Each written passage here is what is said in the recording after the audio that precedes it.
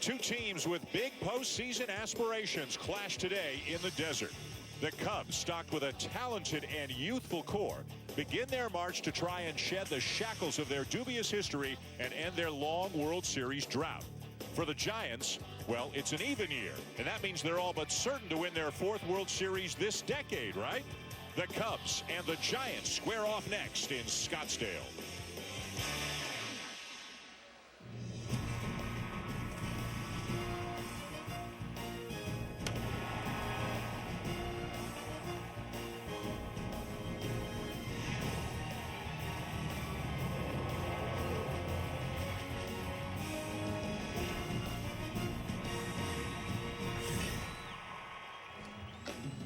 Welcome to Spring Training Baseball on ESPN, presented by Head & Shoulders. And welcome to Scottsdale, Arizona. A picture-perfect day, late afternoon, 4 o'clock local time here in Arizona. And we've got a couple of teams with very high hopes for the 2016 season, the Cubs and the Giants. Hi again, everybody. Dan Schulman, Jessica Mendoza, and Aaron Boone. Glad you're with us. Should be a really fun afternoon or night, depending on where you are right now, because we've got a couple of big-time pitchers in this game. Let's start with the Cubs and the guy who won the Cy Young Award last year in the National League, Jake Arrieta. Dave, in the history of baseball, there has never been a better pitcher than Jake Arrieta in the second half. I mean, he had an ERA of .75. Hitters were hitting .136 against him. He was absolutely dominant with his left side of the plate slider, cutter, his 96-mile-per-hour fastball. He was virtually impossible for hitters to even touch him. The only concern was that would there be a regression? Spring training, him coming in, he is left off right where he's picked up right where he left off and been even more successful now. For the Giants, Madison Bumgarner has been one of the very best pitchers in baseball over the last 5 years, regular season and postseason. But this spring's not going all that well. What's going on with Bumgarner? Well, he's been banged up a little, Dan. He's dealt with a rib issue. He's dealing with a toe issue. And the results have not been very good for Madison Bumgarner, who has been one of the game's great ace. And one of the things that's made him great, over 200 innings the last 5 seasons. The Giants would really love to see him get through this game with 75, 80 pitches unscathed, because he's critical, like Arrieta, to their chances of getting to the postseason. And for more on the postseason and these two aces, let's send it down to Buster Olney. That's right, Booney. Madison Bumgarner and Jake Arrieta have a whole lot in common, because in the last 2 postseasons, these two aces prevailed in baseball's ultimate gut check, the winner-take-all wild card game in 2014.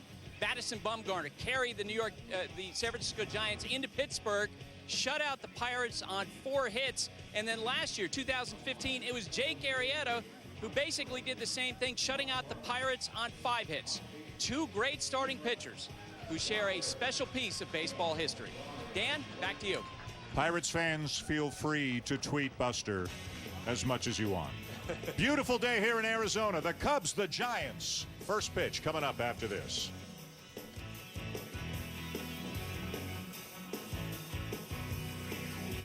This is shaving, a blade, many blades, sharp blades, blades here, blades there, some over there. Oh, that's not another blade. This is shielding with lubrication here and here. The new Gillette with Pro Shield lubrication before and after the blades. Shields from irritation for a close, comfortable shave. The new Pro Shield from Gillette, the best a man can get. And one Pro Shield refill gets you up to 1 month of shaves.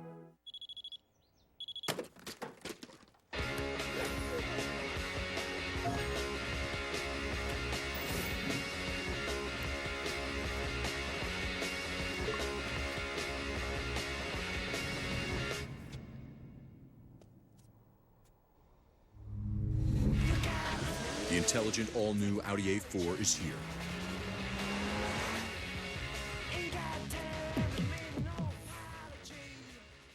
My office needs new laptops at a great price. Well, Staples has low prices and a price match guarantee. I took a body language class once, and the way you're standing could mean you're hiding something. Oh, Staples has low prices. Okay, now you're shouting. We can hear ya! The lowest price every time. Staples. Make more happen. Your credit is in pretty good shape. Chuck, I know I have a 798 FICO score thanks to Experian.com. Kaboom. Get your credit swagger on. Go to Experian.com, become a member of Experian Credit Tracker, and take charge of your score. Now that's a cute baby. Kind of looks like a spider monkey. You can hardly tell that's a toupee from this angle. You don't have to be free with your thoughts just because you get a free credit report at freecreditreport.com. You know, you guys look just like brother and sister. Get your free credit report today at freecreditreport.com. No credit card required. He doesn't like that.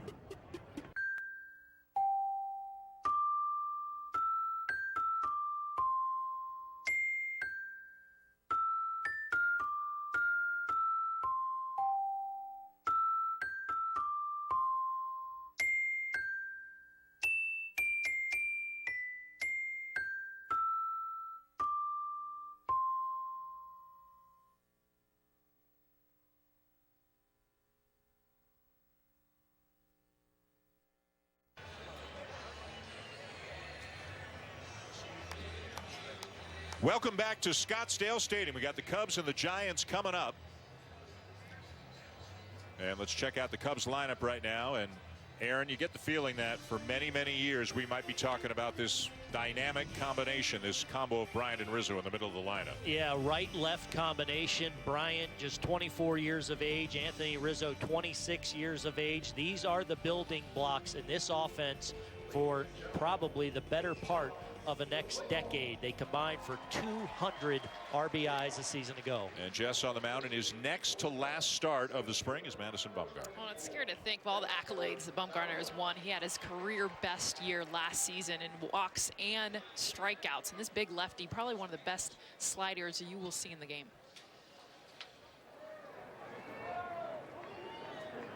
And Buster Olney, there's the cue. Buster's doing double duty today. Not only the reporter, not only tweeting up a storm, but he's the guy telling the umps, okay, play ball. Points to home plate umpire Sean Barber, and we are ready to go here in Scottsdale as Bumgarner is in with a strike to Dexter Fowler.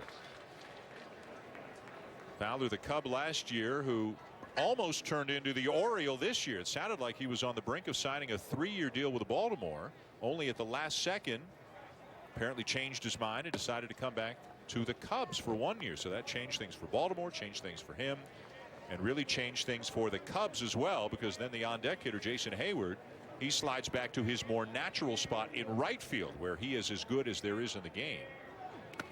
And really kind of rounded out the lineup, the position player group for the Chicago Cubs heading into the season. 81 beautiful degrees here in Scottsdale right now. Bumgarner making his 4th major league appearance this spring. And so far, and Aaron talked about the rib cage and the foot injuries, it has not gone very well. And he says he's out of whack mechanically, which is something that he's never said and something he's never seemed to be before. But so far this spring, guys, 7 2/3 innings. There it is, 13 hits, 9 earned runs, and 3 home runs allowed. Yeah, and I think part of the problem for him is he's been flying open a little. He's kind of across the body, across the field. And we've seen here these 4 pitches down and out of the zone. Just that command that we're used to seeing from Bumgarner not dialed in at this point. Both Bumgarner and Arrieta, both very deceptive as well as having great stuff. But this is just not an angle as a hitter that you see very often. From way on the second base side, he hides the ball extremely well, so even righties have a difficult time picking up the ball. Fowler with some speed, stole 20 bases a year ago for the Cubs. He's at first, here to get the ball game underway. And the batter was a new member of the Cubs, Jason Hayward, who signed an 8-year $184 million deal. Was with the Cardinals, of course, last year. And as mentioned, it now looks like he's going to be the primary right fielder, and he is a great right fielder. 13 homers, 60 RBIs, 23 stolen bases a year ago for Hayward. The Cubs adding Jason Hayward, John Lackey, he was also a Cardinal last year, signed him, and Ben Zobrist. So they pick up 3 quality players to add to a team that won 97 games a year ago and advanced to the NLCS. And I think that pickup of, as we look at Joe Madden there, of Dexter Fowler was huge, and a huge gift to the Cubs to really start off spring training, because then it allowed Jason Hayward to move over to right field, where he's been one of the dominant defenders in the game in that corner spot. Before Fowler, it was going to be Hayward in center field. And I think Hayward, for all the defensive credit that he gets, he's better in right. When he moves to center, he's not comfortable.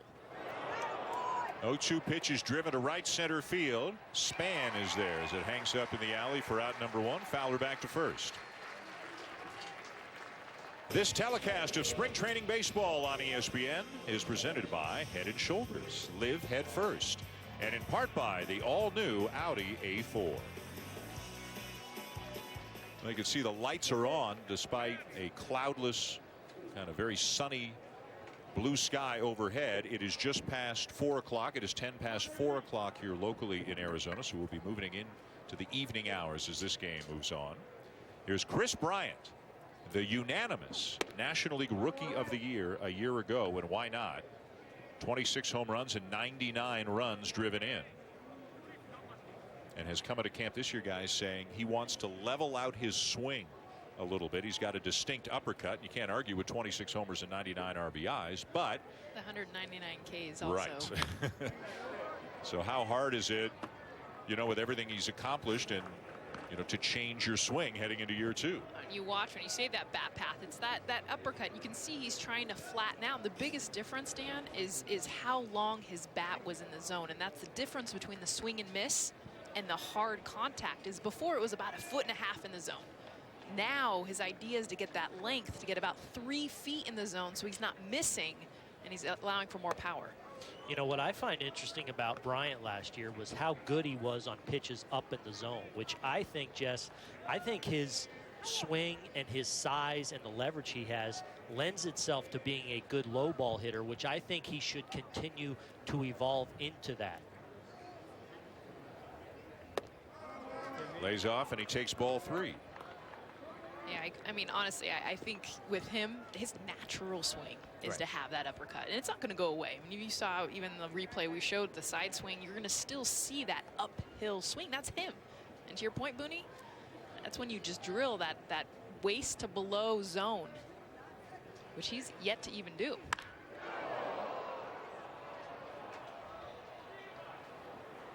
Because he likes it up in the zone. As you see with this last foul ball, he gets it high, but watch the path of his bat. Watch him still that uppercut, that length through the zone, though, and that's what's going to allow him to just get a little bit more variance of misses. If he misses now, instead of completely swing and miss, now it's a foul ball miss.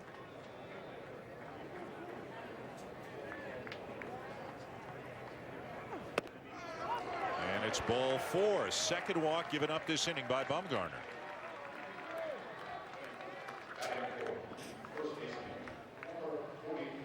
Tough pitch to lay off, and this is something that Bryant demonstrated in his rookie campaign, and just really something it's very hard to teach, and that's the ability to lay off tough pitches. 77 walks a year ago from a first-year player.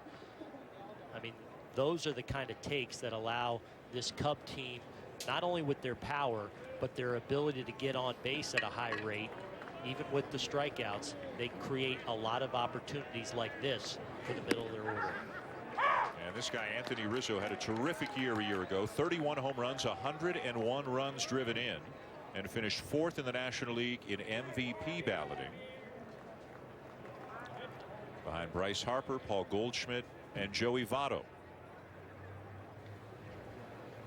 26 years of age, as he takes outside a ball and a strike, and was hit by a pitch 30 times last year, leading the majors.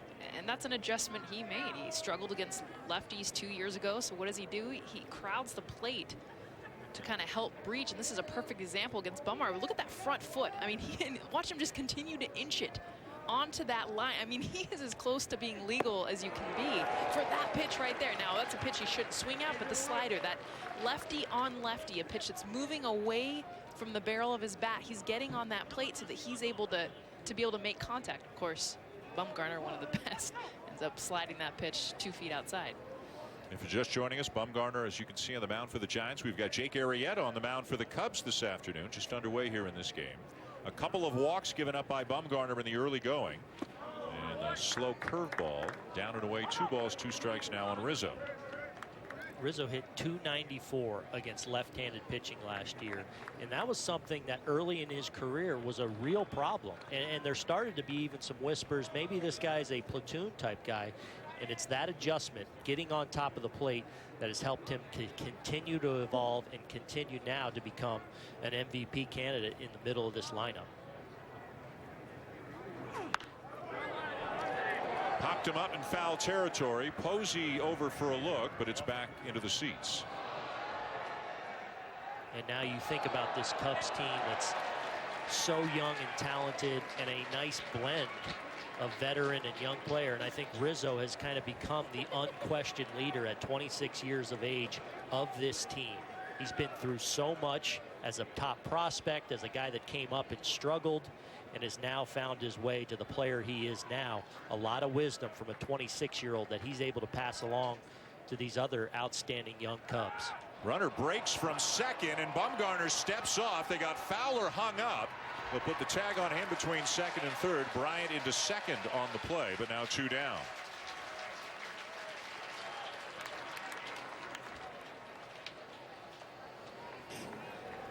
Well, with 1 out, the Cubs looking to be aggressive on the bases, trying to get that run to third with less than 2 outs to give Rizzo a chance to drive him in. But Bumgarner and the Giants onto it, aware that maybe he was inching off, and went with the inside move, and were able to catch Fowler being a little too aggressive out there at second base. So 2 down now. Bryant at second. A 2-2 pitch on the way to Rizzo, and he spanks it back up the middle into center for a base hit. Bryant around third will come in to score without a throw as the Cubs take a 1-0 lead.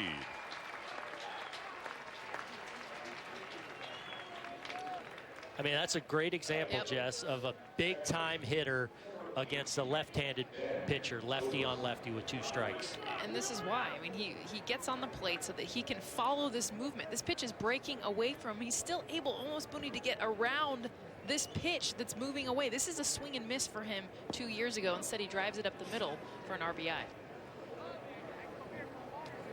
Pitch is 4 or 5 inches off the plate. Just. Here's Ben Zobrist now. And you know, a lot's been made of Joe Madden the last week, having kind of an offensive hitters meeting and talking about these kind of situations where it's not the long ball, but it's just driving in a run. That's this case with 2 outs and a runner in scoring position, 2 strikes off a good left-handed pitcher, just shortening up and putting the ball in play aggressively through the middle. Nets the Cubs a run here. Rizzo at first. Zobrist the batter, another newcomer to the Cubs. Finished up last year with Kansas City, but a guy, of course, with whom Joe Madden is extremely familiar. Madden managed Zobrist for a number of years in Tampa Bay. It sounds like, it looks like, predominantly he's going to play second base, but as all baseball fans know, if they have a need somewhere else, he'll fill that, whether it's right, left, third. He can play all over the place. Switch hitter as well.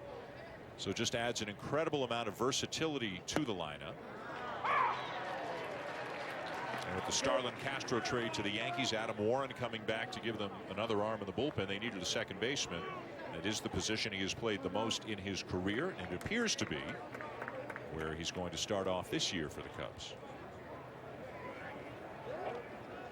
You know, Ben Zobrist has made it really cool to be a utility player. And you've started to hear with Javier Baez, one of the star young players for the Cubs. You started to hear last year, maybe he can be a Ben Zobrist type with his defensive versatility and his upside offensively. I don't know if the Kansas City Royals win that World Series without making the move for Ben Zobrist at the trade deadline. Meanwhile, Madison Bumgarner is about to throw his 25th pitch of the inning. He's gotten 2 outs, but one of them was a caught stealing, a rundown between second and third. He's walked a couple. He's given up a base hit. And he is struggling to find his form here in spring training. Bouncer to third, and the short way to second before it's Rizzo and end the inning. A run on a base hit, a lengthy inning for Bumgarner. We'll see Jake Arrieta on the mound for the Cubs when we come back. Opening day and night. 7 games, 2 days.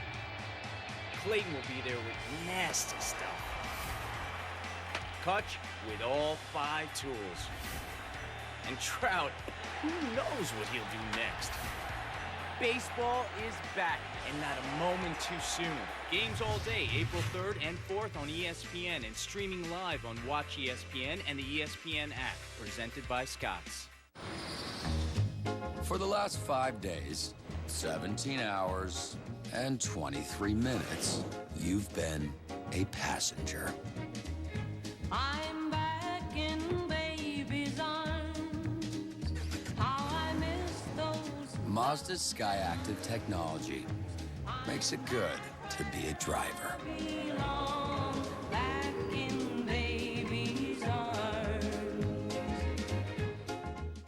Ms. Rodriguez, we noticed some unusual account activity. Did you make an $810 purchase at Urban Cycling? Yep, that was me. Thanks for checking. Hey, sweet. A bike. Are you thinking of training? Nah, I'm thinking of riding to work. You know, a little alone time. We're not breaking up the carpool, right? I'm just messing with you guys. 24/7 fraud monitoring, security, convenience, together. Seriously, what's the bike for? Wells Fargo. Together we'll go far. Welcome back. Bottom of the first inning here in Scottsdale. Dan Schulman, Jessica Mendoza, Aaron Aboon, and Buster Olney with you. It's a 1-0 lead for the Cubs. As we head to the bottom of the first inning, let's check out the lineup for the San Francisco Giants. And just about everybody is in that lineup here today, including their dynamic duo, if you will, and Buster Posey and Hunter Pence. Buster Posey, the best hitter on this team, led the team in hits, batting average, on base percentage. So consistent, and he's backed by Hunter Pence. When you got those 4 on-base guys ahead of him, I mean, this is the guy to drive him in. So these two guys clutch in the 4 and 5 spot. And on the mound, a guy who won the Cy Young Award. And when you beat out guys like Reinke and Kershaw with the years they had last year, Aaron, you had yourself a heck of a season. A historically great last 4 months of the season. That huge playoff victory against the Pittsburgh Pirates, and he's picked up this spring. Very sharp, and this will be a key outing for him as he plans on pretty much airing it out here for about 80 pitches. His last start he made in the minor leagues, working at 70–80%. This will be a max effort start for him, treating it very similar to a regular season game.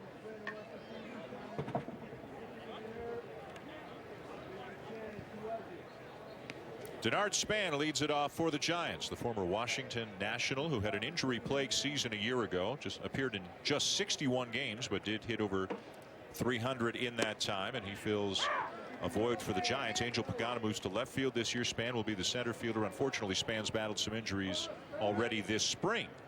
Came in with a sore left shoulder, then banged up his right shoulder, but back in there with about a week and a half to go before the start of the regular season.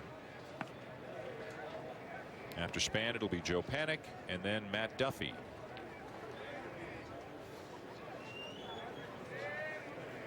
Span signing a 3-year, $31 million deal. Both teams spending a lot of money in the offseason as he lifts a lazy fly ball to left.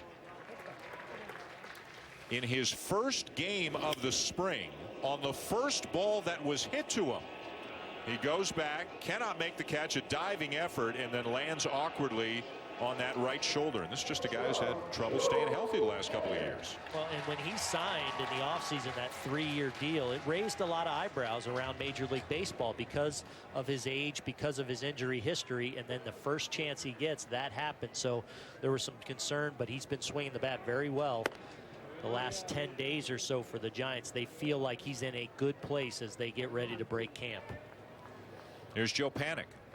Until his injury, suffered a back injury, missed basically pretty much the last 2 months of the season a year ago. He was hitting .312, and Joe Panik and Brandon Crawford, one of the best double play combinations in baseball. Panik's DHing here today, but one of the best up the middle combinations in baseball, and I think without question the most underrated double play combination in baseball. As he lines one into center for a solid base hit. You know, guys, it's interesting to see Jake Arrieta here. First inning, obviously. Most of the gun readings has been in that low 90s with the fastball. He's typically going to average in the mid 90s and even get up into the high 90s when he needs to dial back, when he needs to dial it up a little bit. But he's talked about saving some of those bullets and trying to be more pitch efficient early in ball games, and that may manifest itself in some lower velocities early in the game. 1 on, 1 out for Matt Duffy, the young third baseman for the Giants, hit .295 a year ago.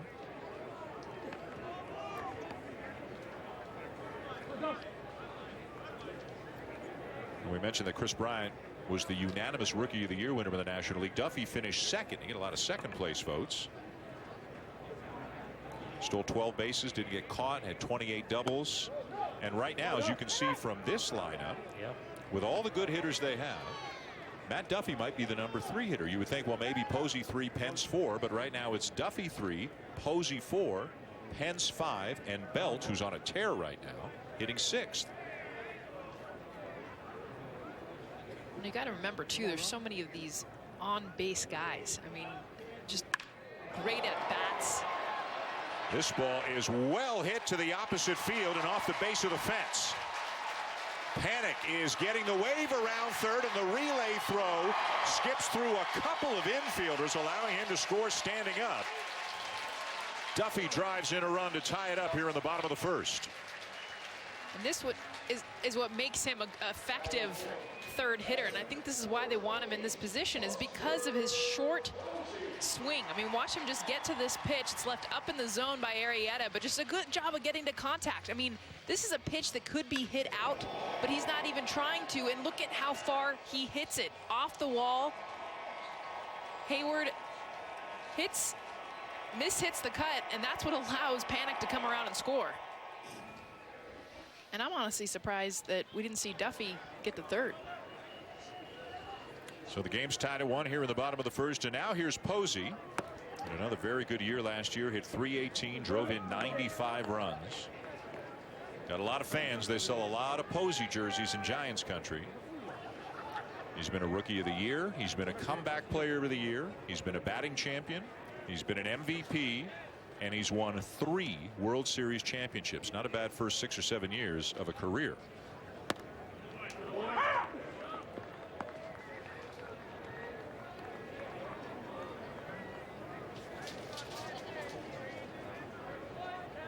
That's pretty impressive stuff for a guy who's just turning 29.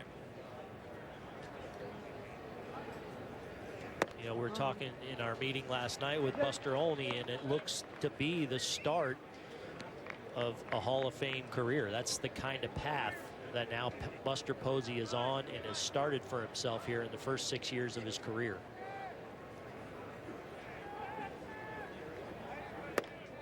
Yeah, and I think if you look at the start of his career, guys, it really runs parallel to a guy who's in the Hall of Fame, in Yogi Berra, who was, of course, a world champion repeatedly, won the American League MVP in 1952 and 1953, a leader of that team. That's the trajectory that Buster Posey's on. You know, one of the unknowns about Posey as his career continues is how much will he catch, how much will he play first base. He does play at first base every now and again. Belt moves out to the outfield. Posey has always said he wants to catch as much as he can, as long as he can. And if his health permits, if he doesn't wear down the bat still, you know, if it doesn't wear the bat down as well, he probably figures to stay behind the plate 120, 125 games a year. Yeah, and I think that's because he's so valuable with the bat that is something that Bruce Bochy and the Giants are going to have to monitor over the years and pay attention to. But I think I personally underestimated how valuable he is behind the plate. He is an outstanding catcher and influence on a rotation on this Giants team, and for as great a hitter as he's been, I think his influence behind home plate and what he means to the pitching staff has been just as important, and just as important in the 3 championships the Giants have won, his work behind the plate. And I think Bochy's aware of that. Yep.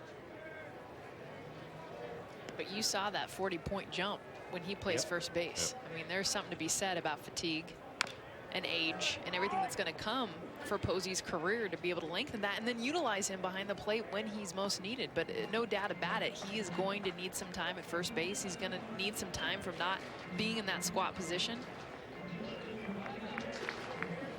You know, everybody's different. You know, Joe Mauer has, for different reasons in part, has moved to first base full time. A guy like Russell Martin catches and catches and catches, and nobody ever talks about him moving out from behind the plate. But This is something the Giants have had in play the last couple of years. 30-40 starts a season. He might wind up down at first base.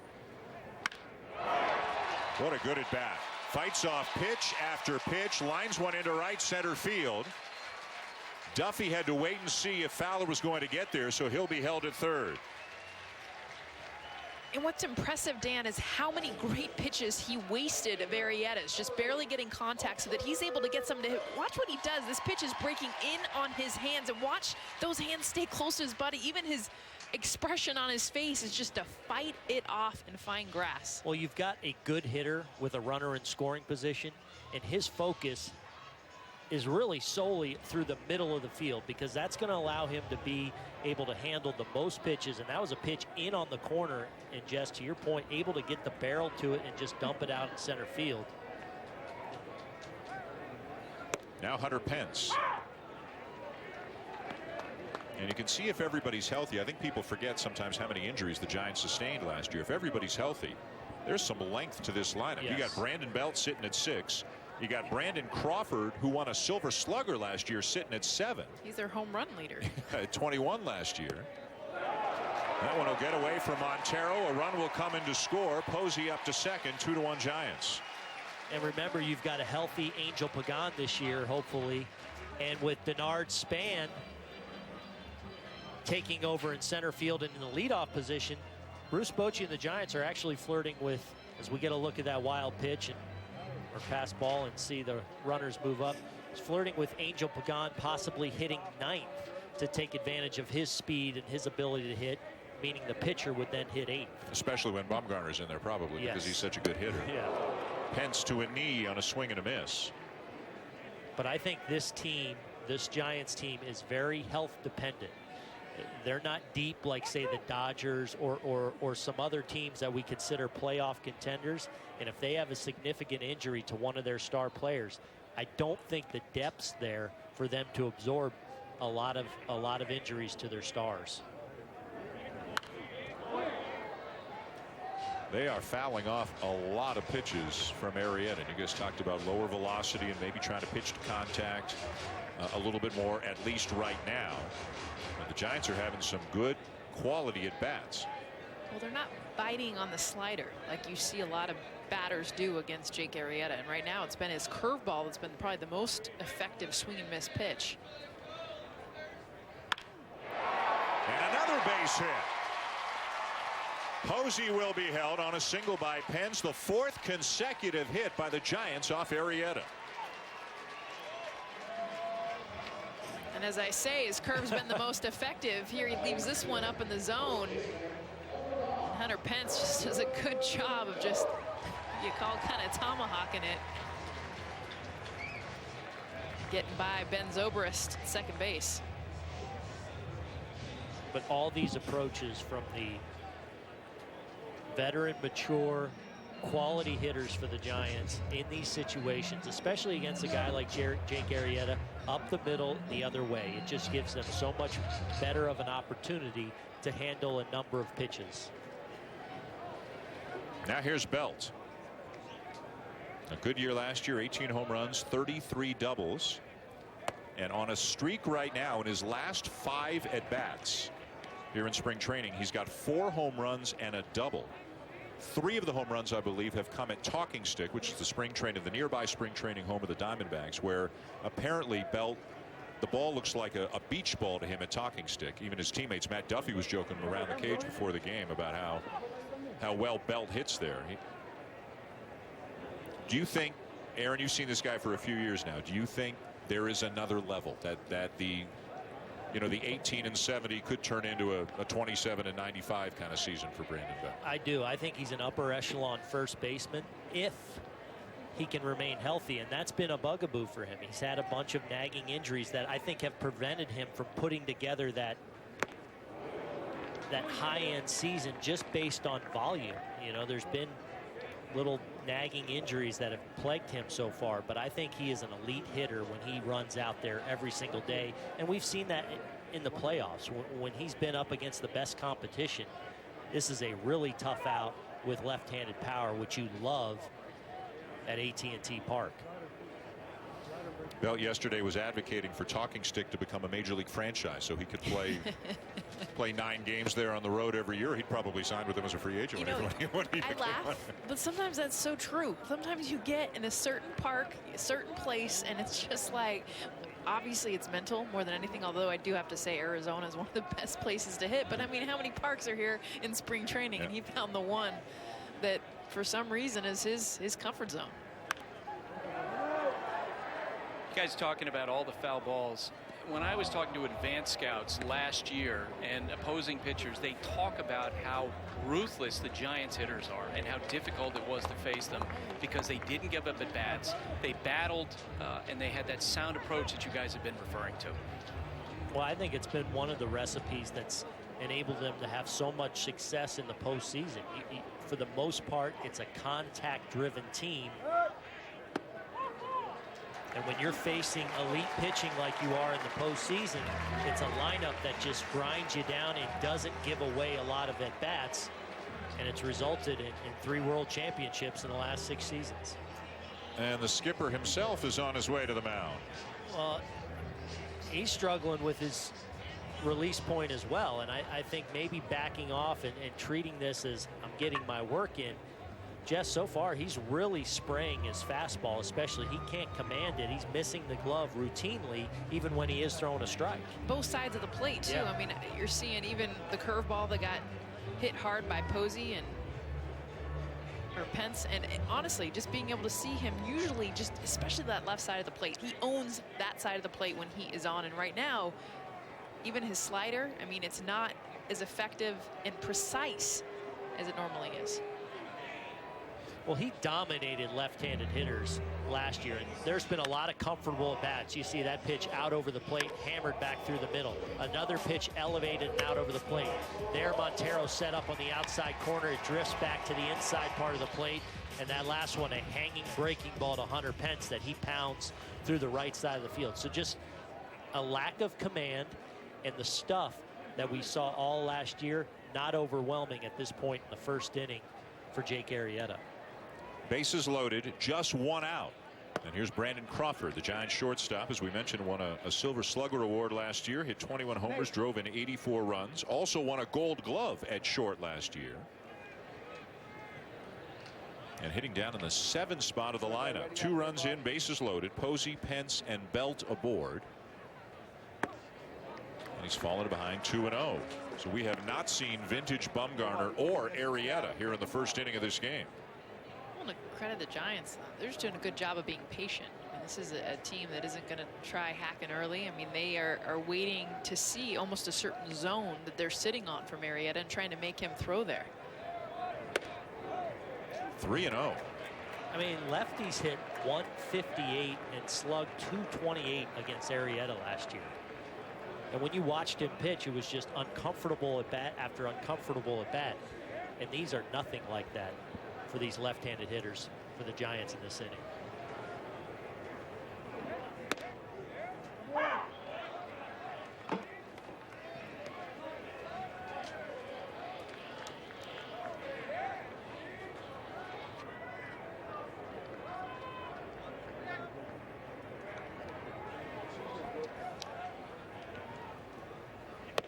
Down and away, ball 4, and that'll force in a run.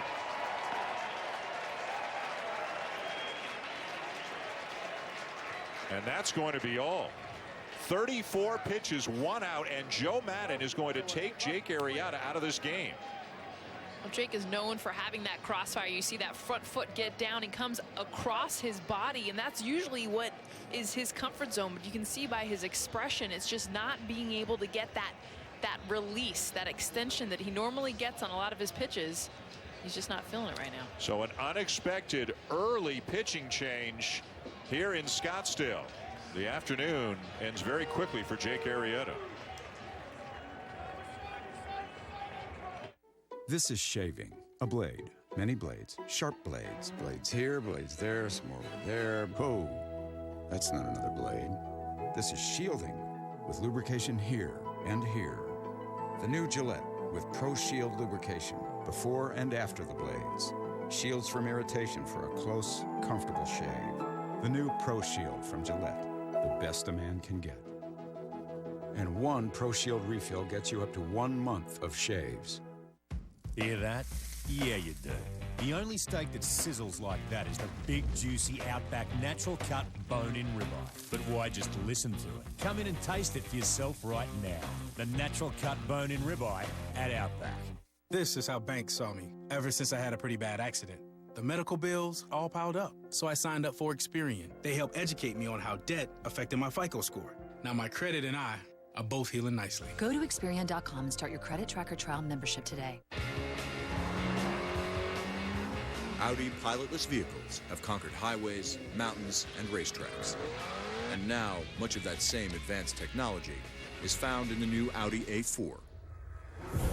With one notable difference. The all-new Audi A4 with available traffic jam assist.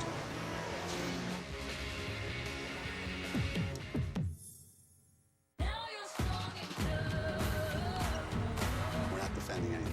We're attacking the rest of the country. If you want to be the best, you got to beat the best. Anything can happen. The Women's Basketball Championship, Sweet 16, begins Friday at 7 on ESPN. Well, we may have a bit of an idea what's going on. Looks like there may be a blister issue for Jake Arrieta. And I think that might explain why we weren't seeing the velocity, because we were under the impression that he was going to come out and really let it rip here and hope to get to 80 pitches. But I noticed when Madden went out the first time, kind of looking down at the ball, and clearly there's something going on there on the thumb, perhaps a blister, which hopefully doesn't bleed into his next start or into the start of the season for that matter. So Michael Jensen comes into the game, spent last year at the Cubs AA affiliate in Tennessee, a 2.23 ERA and 22 appearances, all of them in relief. A 26th round pick back in 2011. He probably did not expect to be working this early in this game. The Giants with 3 runs in and the bases loaded, just 1 out here in the bottom of the first.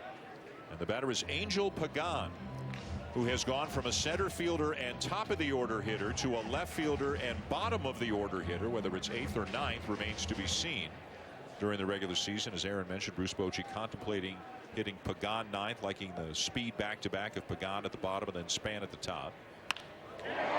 Base hit into right center. This will score 2 more runs, and it's 5-1 Giants.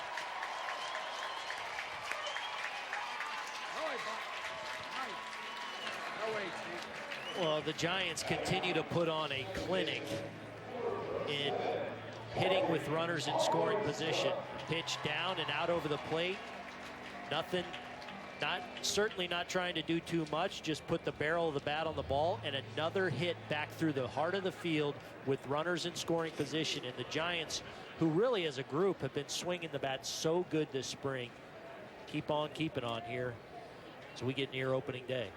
And that brings up the number 9 hitter. He's at second base today, Kelby Tomlinson, who got a lot of time at that spot because of the Joe Panik back situation near the end of last year. And Tomlinson swung the bat well, hit .303 in 54 games.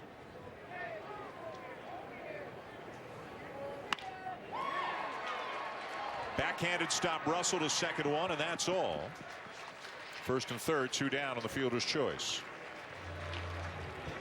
Well, Addison Russell, Cubs shortstop, who has tremendous range, flashes a little bit of that range. No chance they're going to get Tomlinson, who is a really good runner, getting down that line, but able to get that lead runner at second base. Beautiful day here in Arizona. 81 degrees in Scottsdale as the Giants send Span back up there, his second at bat of the inning. Arrieta knocked out of this game, at least in part due to a blister on his thumb, it appeared. Span chops one right to Rizzo, and that'll end the inning. Span making 2 of the 3 outs in the inning, but the Giants get 5. Arrieta doesn't last the inning.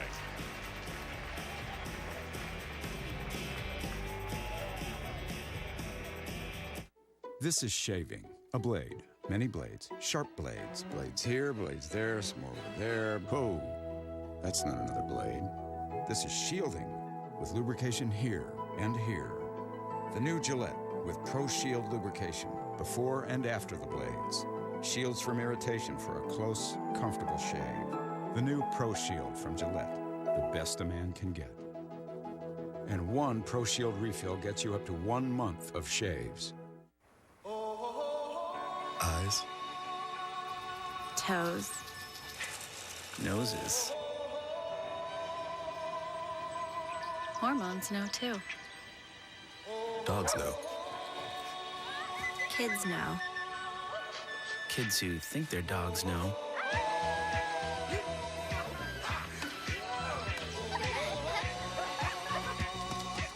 Scott's. It's good out here. Today.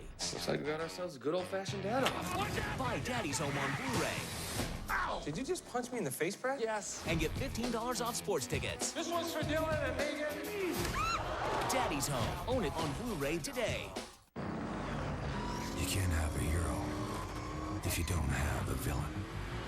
The world needs villains. And villains need cars. Welcome to Calvin's. On April 15th, the shop has a new look. Who wants some gangster grub? That's popping on fleek. Did she just say fleek? It's a library down the street. You won't see fleek in there nowhere. And new issues. Streets is crazy right now. I'm trying to get that call in the middle of the night saying my son is locked up or worse. We gotta take our streets back. We turn the shop into our safe space with free cuts and styling. It's some of my best work. I bet you he won't be talking back to his mama no more, getting that George Jefferson. Barbershop, rated PG-13. ESPN Fantasy Baseball is back, and it's free. Go to ESPN.com/fantasy baseball or download the brand new app to sign up today. Some good eats here in Scottsdale. 5-1 the Giants lead. We're only through an inning. Jake Arrieta out of the game, a blister problem on his thumb. Madison Bumgarner walked 2, gave up a base hit, gave up a run in the top of the first. Here he is in the second to face Miguel Montero, Addison Russell, and then Jeimer Candelario, a minor league third baseman, in the lineup today for the Cubs. Montero with a roller right to second, 1 down.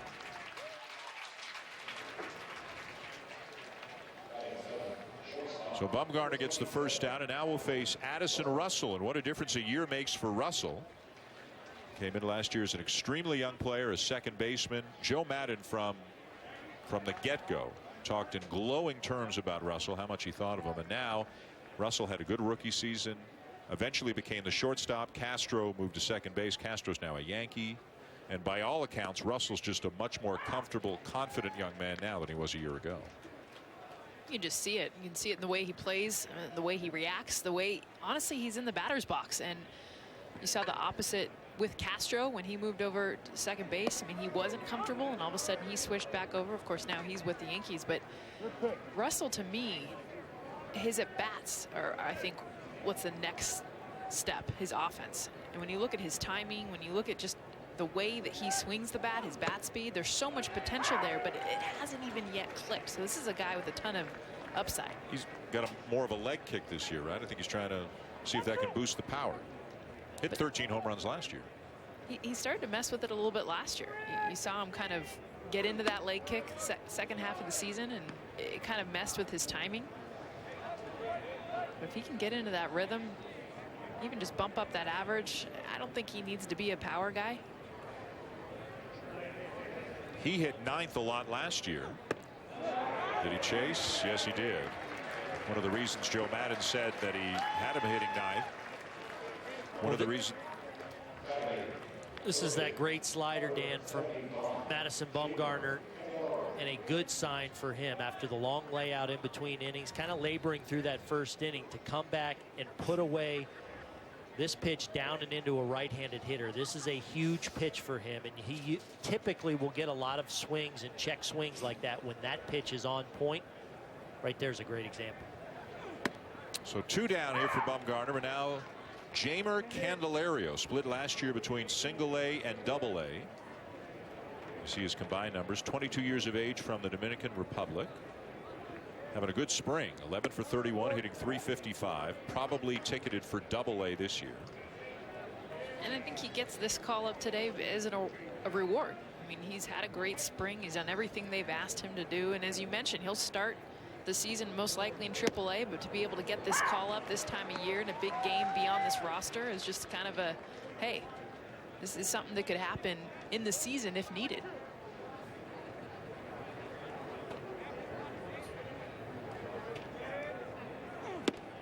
And a swing and a miss. The inning is over. A much cleaner inning for Madison Bumgarner. 3 up, 3 down. Go the Cubs.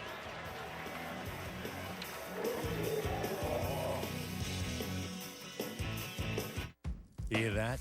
Yeah, you do. The only steak that sizzles like that is the big, juicy Outback natural cut bone-in ribeye. But why just listen to it? Come in and taste it for yourself right now. The natural cut bone-in ribeye at Outback. You know, Viagra helps guys with erectile dysfunction get and keep an erection. Talk to your doctor about Viagra. Ask your doctor if your heart is healthy enough for sex. Do not take Viagra if you take nitrates for chest pain or Adempas for pulmonary hypertension. Your blood pressure could drop to an unsafe level.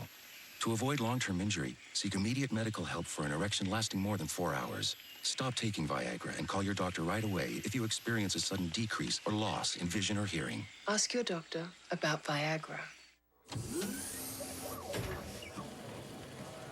As you'll see, when shoppers add an item to their Jet carts, they automatically shrink the prices of millions of other products.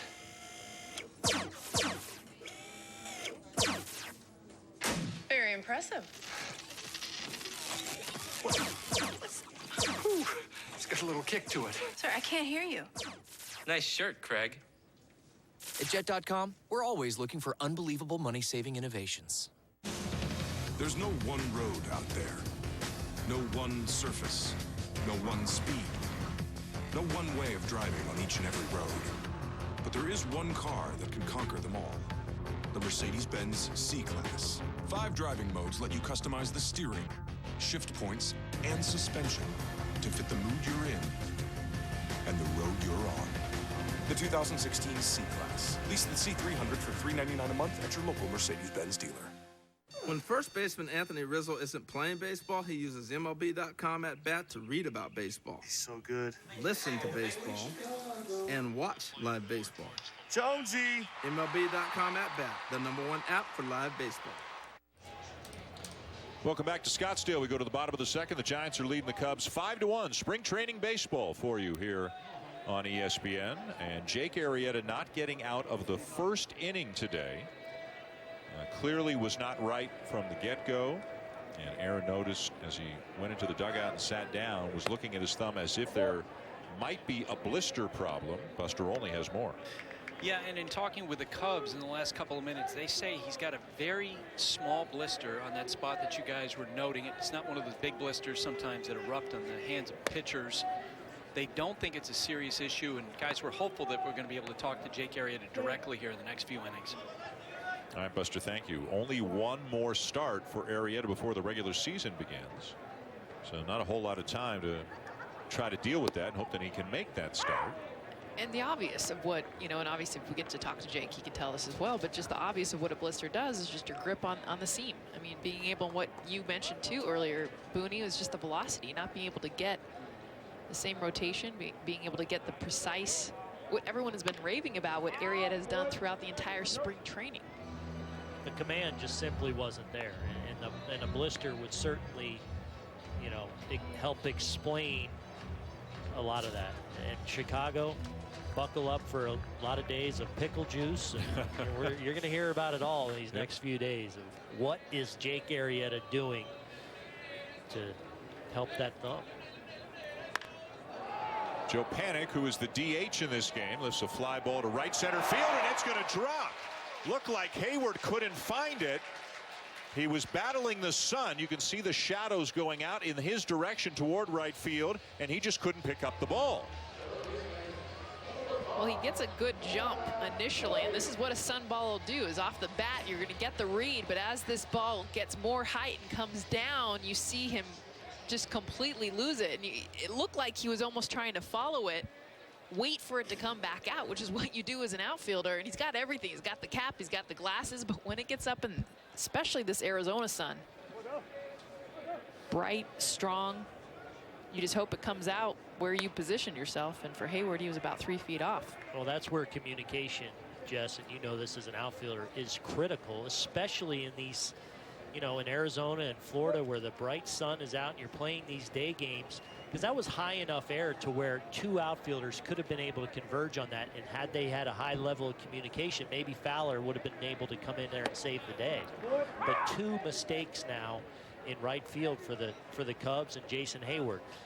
The relay in the first inning, that kind of in-between hop Zobrist that got by, that really took a potential play at the plate out of play, and now not dealing with the sun very well. Batter Matt Duffy had an RBI double off the fence and right his first time up. Runner is going. Swing and a miss by Duffy, into panic into second without a throw.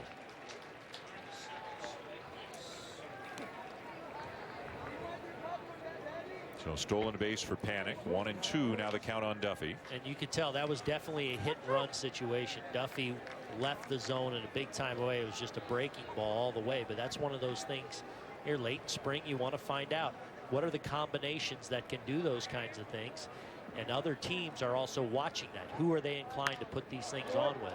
Duffy certainly in that 3-hole, and a guy that does put the ball and play well, a candidate to be a hit and run type guy. And one of the things he did extremely well last year as a rookie was driving runs. Hit well with the runners in scoring position. Drove in 77 runs on the season.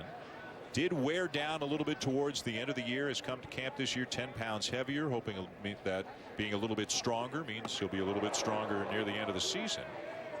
That breaking ball misses up and in. 2 balls and 2 strikes. And Dan, and I talked to him today about that. He said he feels like there are things that he can do with the way that he eats that will help him with that. And he said, look, wearing down over the course of a season is not unexpected, but he feels like he just needs to make adjustments. He estimated that he was about 65% in terms of how vital he felt physically at the end of last season because of how he declined. Well, I think what a lot of people forget is the minor league season ends 3-4 weeks before the major league season ends. So when you're a rookie, if you're going the distance, you're playing an extra month of baseball that your body's just not used to. Slashed foul off to the right. And also remember, the Giants last year brought in Casey McGee to be their third baseman, and eventually Duffy just kind of outplayed him and won the job. But it's a different mindset when you hit the field in February at the start of spring training, where you're trying to make a club and make an impression. This year, understanding it's his job, he can kind of get himself ready now for the regular season, knowing it's him.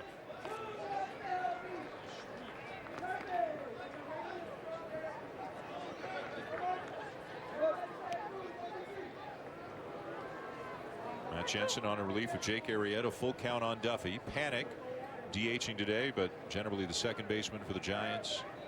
Out at second, Duffy the third baseman. This considered to be, these two teams considered to have two of the very best infields in all of baseball. Chopper to short. Big hop. Russell stays with it and makes the play for the first out as Panic takes third. One of the unique things about the Giants infield is not only how good they are, but they all come out of the system. From Posey behind the plate, Belt at first, Panic at second, Crawford at short, and Duffy at third. This is a really strong group. And again, I just, other than Posey, I'm not sure this group gets the credit they deserve. And they don't get the credit because I think people overlook the fact that what that does, what you're mentioning, that homegrown system. These guys have played together, not just in the big leagues, but through the minor leagues, through the same system. They understand the same philosophies. And then when they get up, there's just this understanding, and you can see that by the way that they play, the way that they communicate. You don't get the miscommunications that you've seen with other teams. It's something that's just understood. And there's not a lot of flash. Right.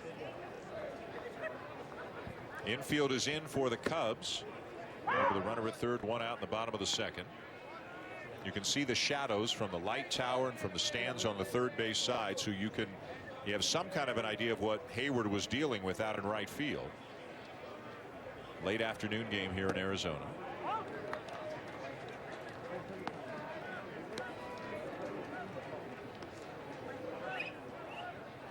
Well, a lot of excitement around this Giants team, and it's not just because it's an even year.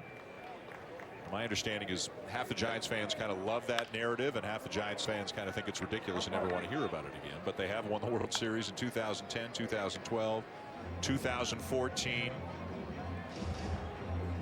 Is it fate that they'll be the last team standing in 2016? Have the cards already been dealt? What do you guys think? Well, I think they're definitely one of the favorites, but more than any other team, I think the Giants are very, again, health dependent. I don't see a lot of depth, and I feel like if one or two key guys go down for them, I think it hurts the Giants more than it will maybe some of the other high-end teams that have some built-in depth. I think they have more depth than I think we think, though. I look at Christian Arroyo, who's their top prospect at shortstop. So if a guy like Crawford goes down, you have someone that possibly, I mean, prospect-wise, looks really, really strong. And then Mac Williamson, he's a guy that a lot of people don't know. Outfielders had a very strong spring. I like that there are more guys a year older now that have been great prospects that we've heard about that have started to prove themselves in the minor leagues. And same thing happened with Telby Tomlinson when he came up when Panic went down. I think there is more depth there than. But I think, like, if Crawford goes down, I don't think they view Arroyo yet as a guy that can step in and really play it every day. I think if Crawford went down, it would be a case of, okay, we've got to go out and address this issue. I think the same would be said for the outfield, where Williamson has certainly made a statement this spring. I still think they view him as not a polished and finished product, especially when you're a Giants team that is expecting to compete for a championship. One of the reasons they're expecting to compete for a championship is some of the additions they made in the offseason. Johnny Cueto signs for 6 years, Jeff Samardzija for 5, and Denard Span a little bit later signed for 3 years. Those 3 players, the Giants spent $251 million on those 3 players. So Samardzija has not had a great spring. In truth, the Giants starting pitching has been awful so far in the spring, and there's only so much stock you can put in spring training numbers, especially pitching numbers in Arizona where the air is thinner. But the collective rotation ERA for the Giants so far this spring is over 9. And you know, back in 2010, 2012, when you thought of this team, it was pitching. It's more offense right now. And will the starting pitching be good enough? What's Matt Cain's health situation like? Is he going to be able to answer the bell when the season starts? Was last year a blip for Samardzija? Can he get back? Can he pitch better than he did last year? And then, you know, Jake Peavy, can he stay healthy and make 30 starts over the course of a season? I think if they're healthy, the narrative will change to pitching. I think they live up to expectations so long as they stay healthy. Matt Cain may be a different issue because, you know, he's been dealing with injuries for the better part of a couple years. But Sun's an issue again, but Rizzo finds it in foul territory, 2 down. So here's how they line up right now in the rotation. Of course, the number 1 is Bumgarner, who hasn't had a great spring, dealing with a couple of injuries, but has an incredible track record. They signed Cueto, they signed Samardzija, Peavy, and they hope Cain is ready. Cain had a cyst removed from his arm early in the spring. He's a little bit behind. If he's not ready, Chris Heston figures to be in the rotation. And I don't think it's a injury thing for Cain. I think it's a confidence thing. I just, from understanding and talking to the Giants.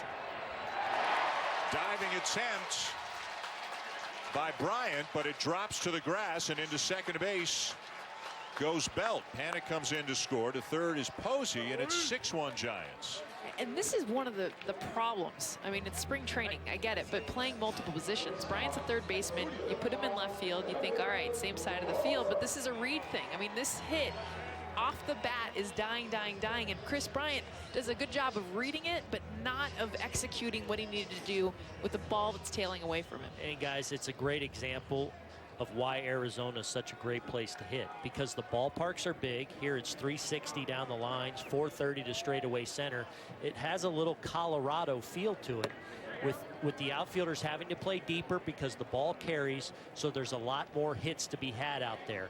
You play that in a regular season game, San Francisco, for example, that ball probably hangs up and is an out. There's Brandon Crawford, walked with the bases loaded, his first time up. Yeah, guys, I talked to Bruce Bochy before the game about what's been going on with his starting pitching. He kind of smiled. He said, wait till we get in our ballpark back in San Francisco. Then all those pitches, they're going to be beaten right into the ground. It is a great pitcher's park and has been from the moment it opened. 2 pitches outside. But getting back to Matt Cain, I mean, one of the biggest things too that Bruce Bochy has made pointing into coming even into spring training is that, hey, you know, he ended the season. He had 5 scoreless innings on 65 pitches. I mean, he really made a point of emphasis of how he ended the season because his psyche is so important to his success. Pitch gets past Montero to the backstop, and another run will score. Posey jogs home, Bell to third, and it's 7-1. And that's something that injury, no injury, I mean, that's a huge part of what pitchers go through. How they handle the ups and downs. And for a guy like Matt Cain that maybe doesn't have the same stuff because he dealt with so many injuries, how does he handle it now with maybe not his best stuff? Tough day for Joe Maddon so far. They're down 7-1. Justin Grimm is now up in the bullpen. Cubs were sure expecting a lot more innings out of Jake Arrieta. The blister prevented that. They've got a couple of major league relievers, including Grimm, and then they've got a few guys from the minors, including Jensen, who's getting some work here today.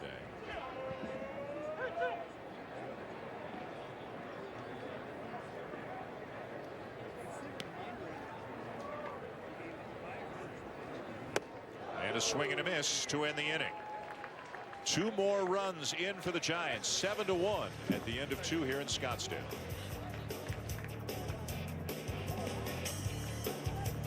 The average American has an anxiety-inducing $16,000 in credit card debt. Ready to lessen that stress? It's easy. Shop for a credit card at LendingTree and transfer that balance. Because available this week, get 0% interest for 15 months with no transfer or annual fees. Or 0% interest for 18 months with a 3% transfer fee. Pay it off faster, save a ton of money, and finally, relax. Find your perfect card in under a minute, right now. LendingTree. When banks compete, you win. With so many degree options out there, we wanted to know why our students chose Southern New Hampshire University. It's more than just an online university. It's an accredited university with a campus. It's a nonprofit. It's affordable. The quality of the instructors was absolutely amazing. They're really supportive and super convenient. I felt like this is an institution that doesn't just want my money. They want me to come here because they want to better me. Find your program today and see yourself succeed at snhu.edu.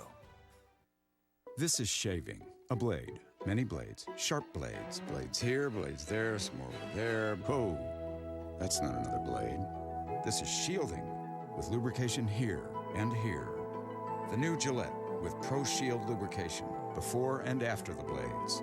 Shields from irritation for a close, comfortable shave. The new Pro Shield from Gillette. The best a man can get.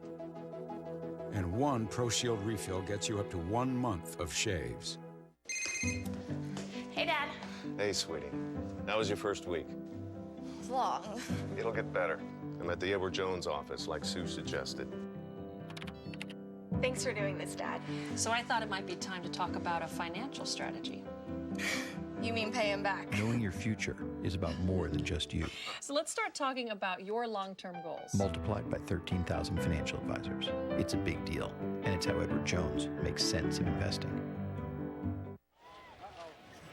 Tomorrow on ESPN, more afternoon action for you that comes from the Grapefruit League. It'll be the Cardinals and the Mets at 1 o'clock Eastern Time. Carl Ravitch, Dallas Braden, Tim Kirchin, Keith Law with a call. It'll also be streaming live on Watch ESPN and the ESPN app.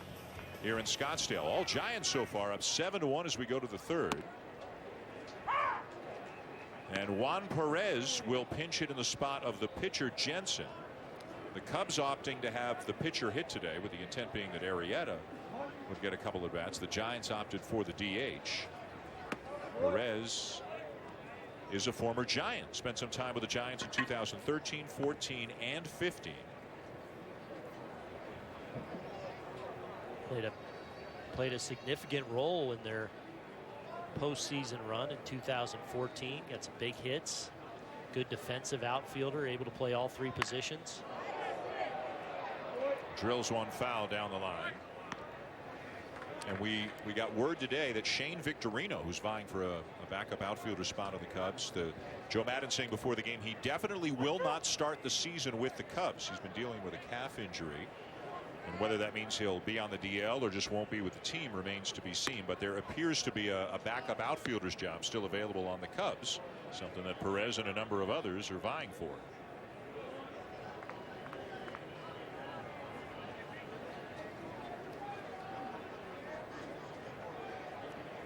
2-2. Low, full count. Matt Caesar is another guy. He spent some time with the Cubs last year. He'd love to have that spot again. We'll see him at this point. He has made the trip from Mesa to Scottsdale, so figures to get in later in the game. Up and away, ball 4. Third walk given up today by Bumgarner. Someone else who was struggling a bit with his precision, Jake Arrieta, in the first inning. And what I noticed was pop early on. Aaron Boone, you mentioned it too. Lower velocity. You see it right there with his fastball, leaving it up in the zone, and his curveball, leaving it hanging, just not getting that finish and that precision as you see a two-seamer kind of leak away from these lefties. And that's what we noticed was that blister on his thumb. So just not being able to get the grips that he normally gets and the finish that allows him for higher velocity and better precision with his pitches. Today, just a third inning, 4 hits, 5 runs. This is not the Jake Arrieta that has shown so far in spring training, which... Up the middle, a base hit. Around second and on his way to third is Perez on a sharp single by Dexter Fowler. It's hard to see Arrieta's name attached to that. It looked like the entire second half of the season, all he gave up in a third of an inning this afternoon, as Fowler rockets a ball back through the middle. And you've seen a couple emotional outbursts from Madison Bumgarner, who really cruised through the second inning after kind of laboring through the first, and then gets 1-2 on Perez before losing him with a walk. You saw some frustration on the mound, and there, an 0-1 pitch that he leaves out over the plate, Fowler rifles it back at him. So Bumgarner still just trying to find that release point, trying to find those good mechanics as we inch closer to opening day, showing a little bit of frustration here at times. Outside, a ball and a strike on Hayward, who had a fly ball to center field his first time up. Remember too, Bumgarner had injuries, his rib cage, his left foot. I mean, those are things that can kind of throw off, especially now what you see with his delivery and his timing. It's just a rhythm thing. He talked about that's why he was getting frustrated. It's not so much mechanical as it is just like any hitter would be, getting into that rhythm. And you can tell on some of his pitches he's just off with that front shoulder in his lower half.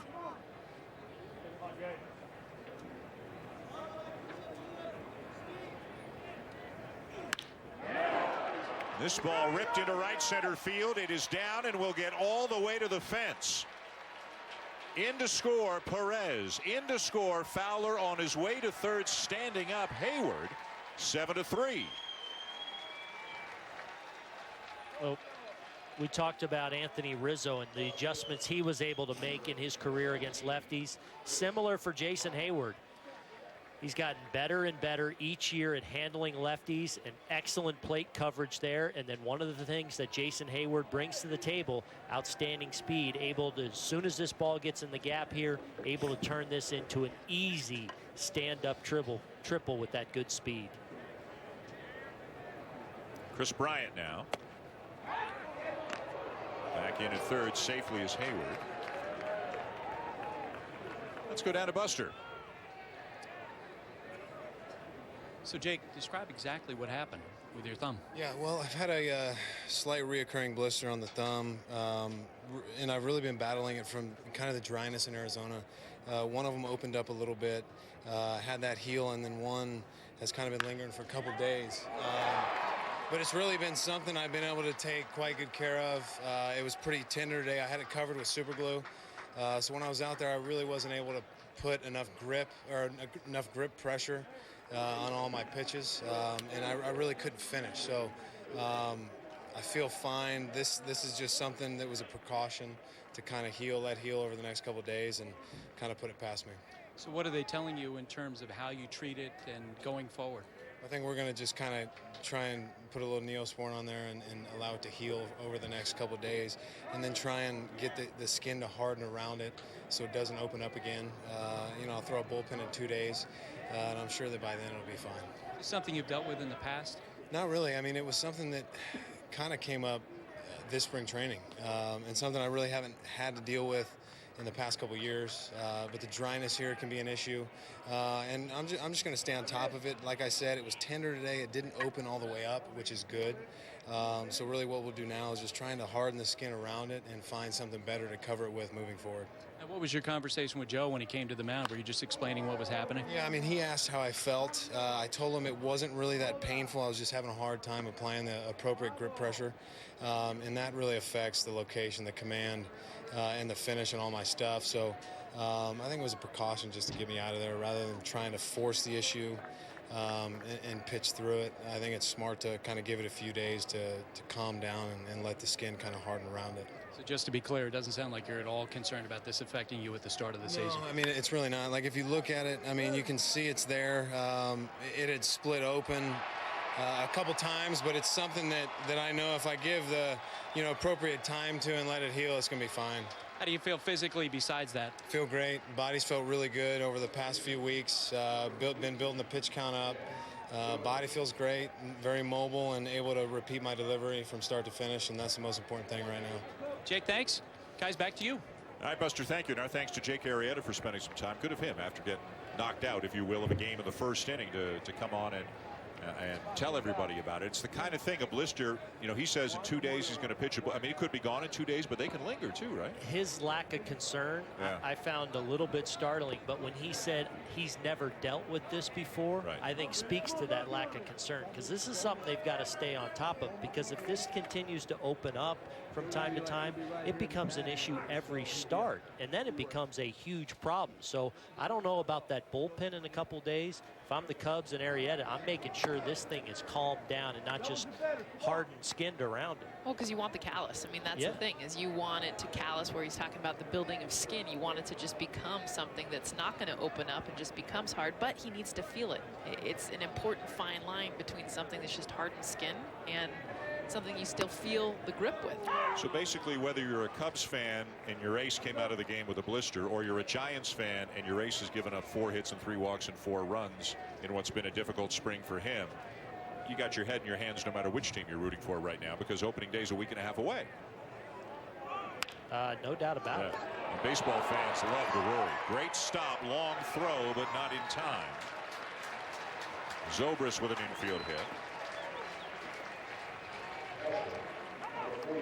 Obviously, the fans today, even walking around pregame, everyone's, gosh, this game, 5 or 6 innings, probably scoreless ball. It's just going to be Arrieta, Bumgarner. I mean, the expectation, even the field. I mean, when both these guys walked down to the field, people were applauding them. I mean, it had an opening day type feel to it. But this is also spring training for them. So this is a time they're working through things. I think Bumgarner probably, makes adjustments in a different way. But right now, he's trying to feel through this rhythm that he's obviously off with right now. Look, so long as Bumgarner can get his pitch count up and he leaves this game feeling sound physically, meaning the rib issues that he's dealt with, the toe issue that he's dealt with, as long as he's okay there, I'm not at all worried about him, even though he's given up a ton of hits so far this spring. I just need his pitch count up and him feeling good. I'm confident he'll make the adjustment very early in the season to allow him to continue to be that ace. Health, the key for Bumgarner.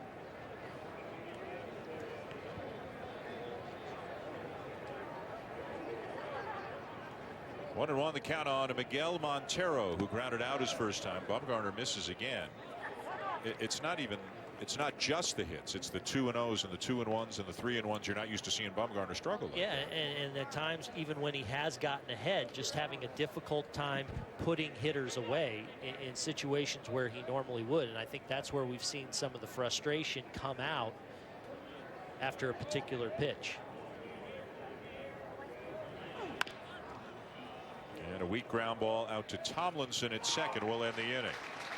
The Cubs, though, get 3. And it's now a 7-4 game through 2.5. We're not going to go to break. We're going to be joined momentarily by Giants manager Bruce Bochy, live from the field, and get his thoughts on how things are going so far this spring. Last year, 84-78, 8 games back of the Dodgers, not a playoff team. Some 3 big signings, as we mentioned.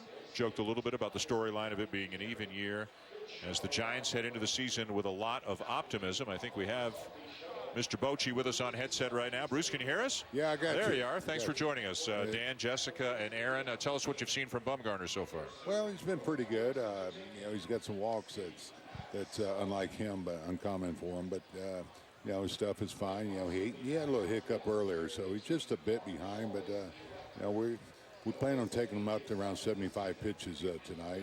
The arm strength is there. He's just missing spots. When you look at all of your starting pitchers as a whole, knowing that it's spring training, what is that fine line of just kind of trying to make adjustments or just kind of chalking it up to spring training when you look at all of your pitchers, not just Bumgarner? Well, we're just trying to build arm strength right now and get their location. I mean, Arizona's a tough place to pitch. I mean, if you look at these ERAs, they're going to be up there. Ball flies here, hard infield, but more importantly, we just think it's important to get the strength there and the command and those secondary pitches going. Once you leave here, they'll see different action on those pitches. And so we're not so concerned with results right now. Boch, are you confident that Bumgarner is over the kind of nagging issues he's had with the toe and the rib earlier in spring? I am, Booney. That foot was bothering him there for a while, but he says that's fine. That's cleared up. He had to change shoe size, not by one, but by two sizes. Really? So I You'd think he'd have that ironed out at this point. Well, you would. And I said, you know what, Bum, I'm not sure if I would admit that, but and he had that little spot in the rib cage area, and he says that's fine. He couldn't hit tonight. That's why we're going to the DH, and that killed him. But tomorrow he'll start hitting. Boch, let's talk about your lineup a little bit. You got Span at the top. Pagan will be somewhere near the bottom. Duffy hitting third. You've got to love the length you've got in your lineup. Right? I do. It's really stretched out well, I think, this year. And I just think it's going to be tough for me to figure out the 7, 8, 9 spot. We're pretty set early in the order, but Pagan could hit 9th. I could do that and hit the pitcher 8th here, which is something I haven't done a lot of. So you are considering Pagan. Have you done that at all in your career?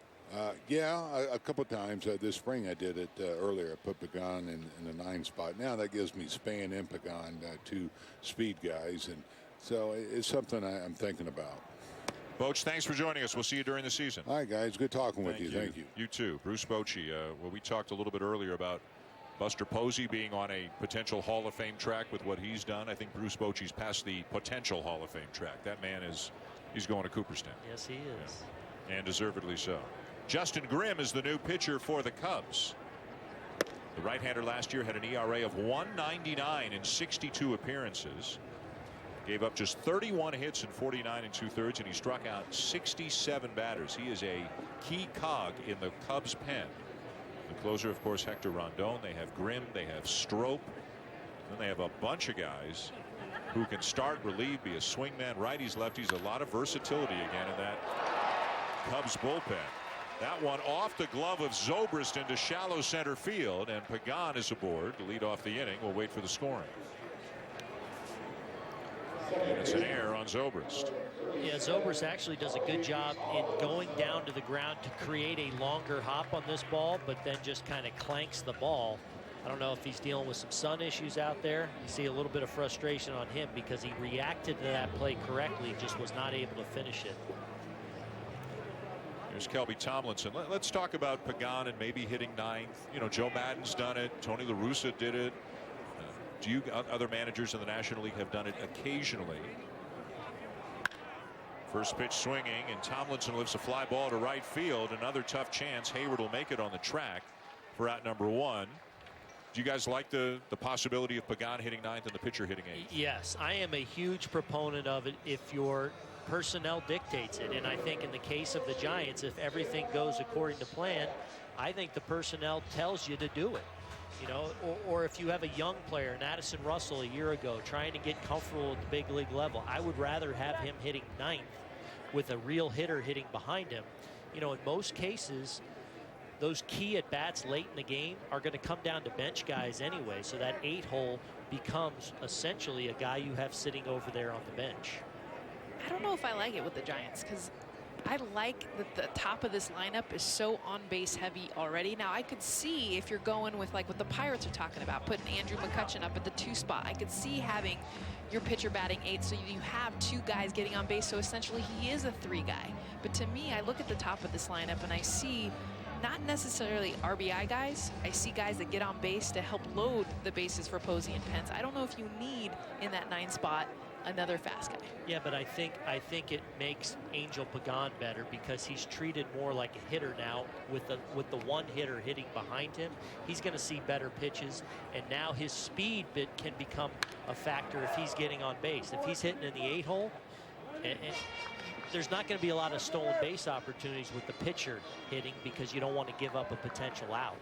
But it could even be a difference depending on if Bumgarner's hitting or somebody else. Maybe, maybe not. It might be an absolute thing. It might depend on the pitcher. Bumgarner's a little different. Yeah. He's an outlier. You know, Bumgarner could hit 5th. He's going to be your 4-hitter. Another pitch gets away. I believe that is the 4th wild pitch already thrown by the Cubs in this game. Well, you know, you talked about the shadows starting to creep in, and here they've definitely crept in, and it could be a little bit of an issue even for Montero here, as he's seeing Grimm with that power fastball and that power overhand curveball. 2 pitches now in the dirt that maybe Montero would normally handle.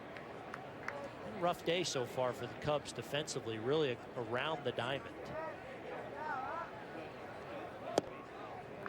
3-1 the count on Span. The infield is in again for the Cubs.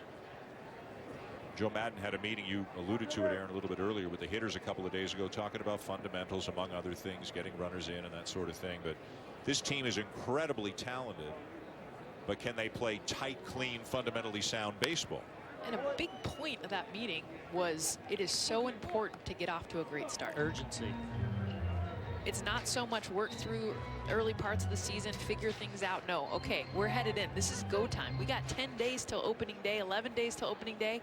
This is the time because we have to get off to a good start. That is important for the psyche. It's important for the fans, the pressure, so many things that play in it for this Cubs team. And that's the point he wanted to make. All you need to know about last year's, they won 97 games and finished 3rd in their division. They had the 3rd best record in baseball and the 3rd best record in their own division. And they don't want to fall behind early this season. If you look at their schedule in April, and you hate saying it's an easy schedule, but they are spending some time with teams that don't expect to be contenders. Even if you get a little bit further beyond this, they'll play, you know, the Reds are not expected to be a contender. And there's a little bloop that's going to drop in for a base hit, and that'll get another run home. But if it's, for lack of a better term, easy early, it's going to get tough late. These things have a way of evening out. They also play Milwaukee in April. They play Atlanta in April. They only see St. Louis once in April, and they don't see Pittsburgh until May. And it would seem that this division has a chance to be very similar to what it was a year ago. So mid-90s, even close to 100 wins, may be what it takes to get back to the postseason when you consider the Reds and the Brewers kind of in a rebuilding mode. The top 3 teams in this division are going to be tough. Plus the fight for the wild card. I mean, it pretty much was given. I mean, the Giants just really dwindled at the end of the last season. Now, of course, they're expected to win their division, but look at the Dodgers, you look at the Diamondbacks, who are now a contender. I don't think the wild card is an easy get this season. Runner goes, and Span will steal it easily on the one-hop throw by Montero. So even if you are 3rd best in your division, that division might not send a team. The National League, guys, is going to be so polarized this year. That's the expectation among some of the players I've spoken with, because of in each division, it seems like there are 2 teams that either are rebuilding or they're not poised to win this year. And I've had executives say, if you want to make the postseason, you better win maybe 93, 95 games. Another base hit. Panic's 3rd of the game already. Span getting the wave and is out at the plate on a throw from right by Hayward.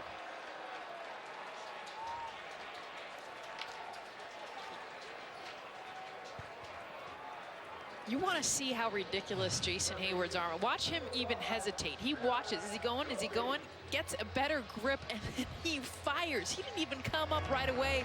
I mean, he could have hosed him by 3 or 4 feet, but he almost toyed with him, making sure he had a good hold on it. Perfect throw at home. The carry on that ball, Jess, when it came out of his hand, I thought it was going to bounce. That ball just continued to travel right in the air and right on home plate. What a throw. So 2 down, and here's Duffy. I'm an outfielder. How many times with your momentum? Because that's the reason why they call that a do or die is because you're putting everything into it so that your throw is perfect. He took another extra step and a half to kind of, let me get a grip. Here we go. Got that right. And just And with the sun, he might not even know where home plate is right now. I'm looking right now. He does not want anything hit to him in the air over the next couple of innings.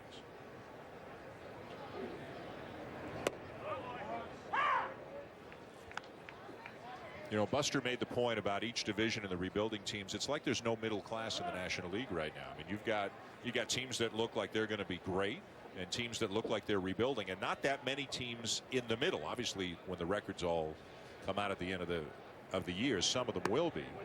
It feels like there's 8 real contenders for the 5 playoff spots. And as we so you're giving me Washington and the Mets. Washington and the Mets. The 3 in the Central. The 3 in the Central. And the 3 in the West, and you got Arizona as one of the 3. And right? I got Arizona as one of the 3. Yeah. And then maybe that team, the Marlins, feel like one of that team that could kind of go either way. Yeah, I agree. Now, if you would just make your picks, you've got multiple emails, and I know how much you hate getting multiple emails. You've got multiple emails about making your picks. I got about 5 or 6 days to chew on it. A lot can happen, Dan. A lot can happen. For better or for worse, I fired mine off today. I know. Have you done yours yet? Jess is grinding. No? She's grinding over these picks. It's tough. And honestly, we got to see the Cardinals and the Red Sox earlier this week. You know, I was really anxious to see the Cubs in action. I know it's spring training, but there's something important about being able to see how hitters are adjusting, how, you know, teams with a ton of talent are able to kind of work together.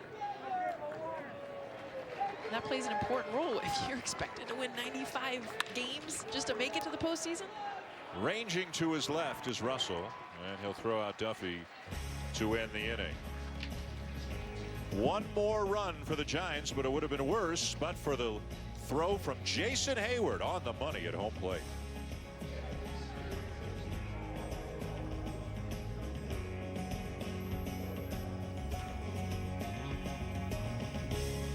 I don't know. What do you think? Cheese looks a little saucy. I'd go spoon. All right. Let's go with the spoon.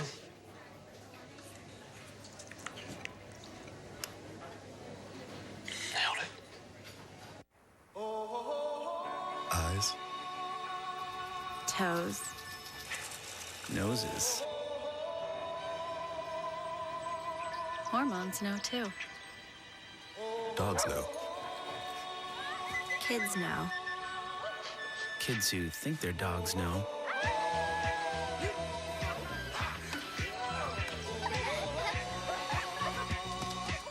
Scott's. It's good out here. My office needs new laptops at a great price. Well, Staples has low prices and a price match guarantee. I took a body language class once, and the way you're standing could mean you're hiding something. Oh, Staples has low prices. Okay, now you're shouting. We can hear ya! The lowest price every time. Staples. Make more happen. You learn so much about yourself when you travel. Like whether or not you can outrun your companions.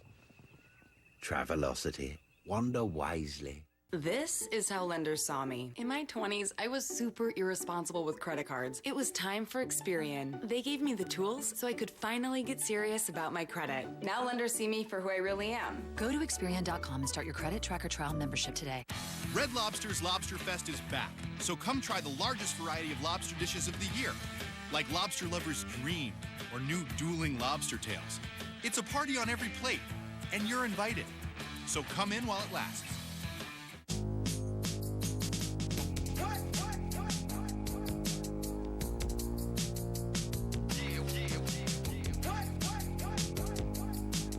This opening day, get your caps on. Welcome back to Spring Training Baseball on ESPN, presented by Head & Shoulders. Top of the 4th inning at Scottsdale, 8-4. The Giants lead the Cubs.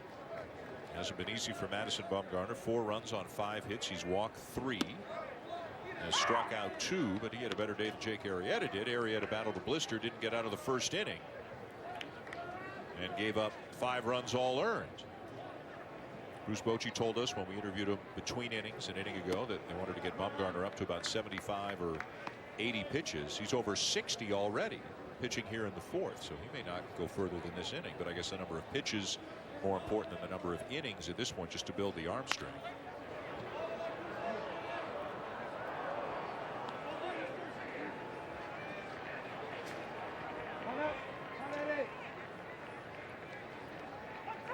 The Giants will open up on the road at Milwaukee on April the 4th, 3-game series before they come home to face the Dodgers for 4. They'll see the Dodgers in 7 of their first 13 games.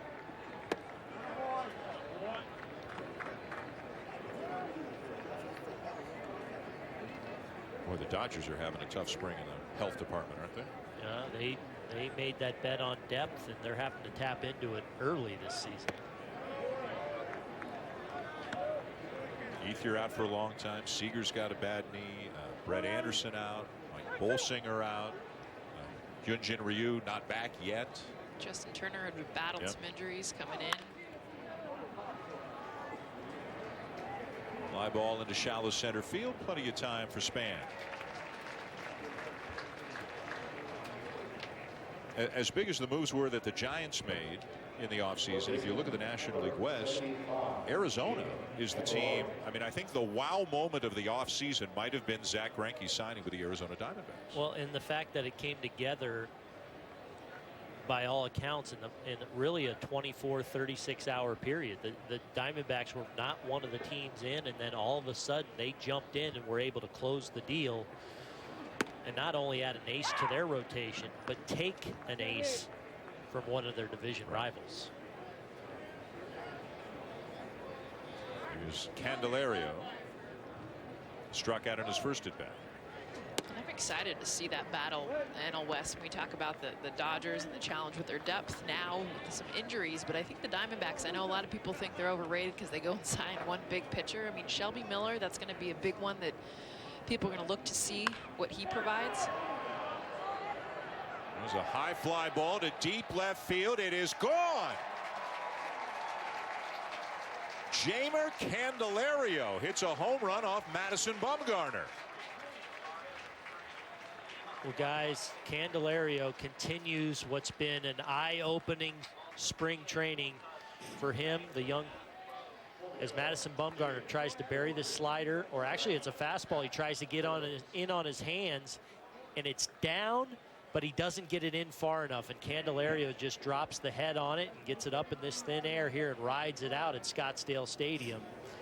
Candelario making an impression this March for the Cubs. And it's no accident that Bryant's in left field and he's at third base. This is something they could potentially envision, if not this year, certainly down the road. That's what they feel about Candelario as a prospect going forward. Do you like Bryant in the outfield more than Bryant at third base? Not necessarily, but I think Bryant, I like him enough to where, depending on your personnel, you can kind of plug him in where you see fit. Tricky hop for Matt Duffy at third, and Matt Rose, an infielder with the Cubs organization, spent last year at A-ball, is safely across at first base. This is a tough backhand. You see Duffy going to his right. He just doesn't stay down as he's trying to come through it. Does a good job of getting there, but watch his glove just try to pick up. He doesn't finish. He's got to completely run through that ball. He kind of gives ground, and it was an in-between hop, which essentially becomes a do-or-die play. If he continues to fight through that, maybe he gets to the shortstop and is able to make that play. Short hop, I should say.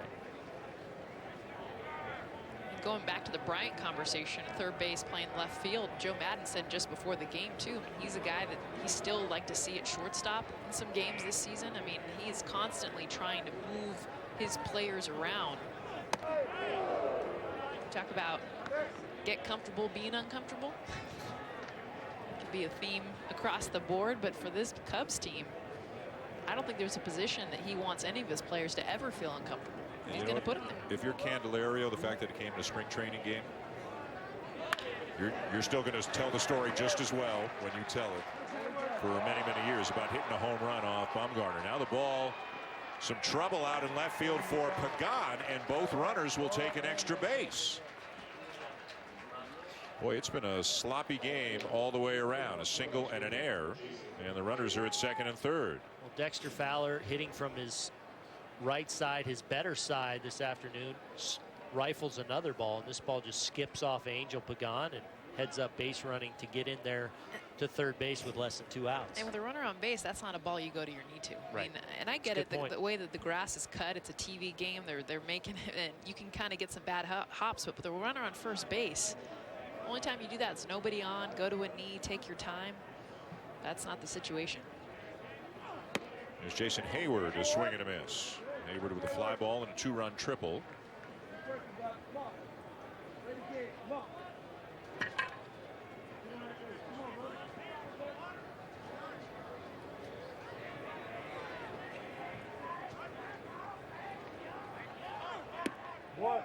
Checks the swing, but he takes strike 2.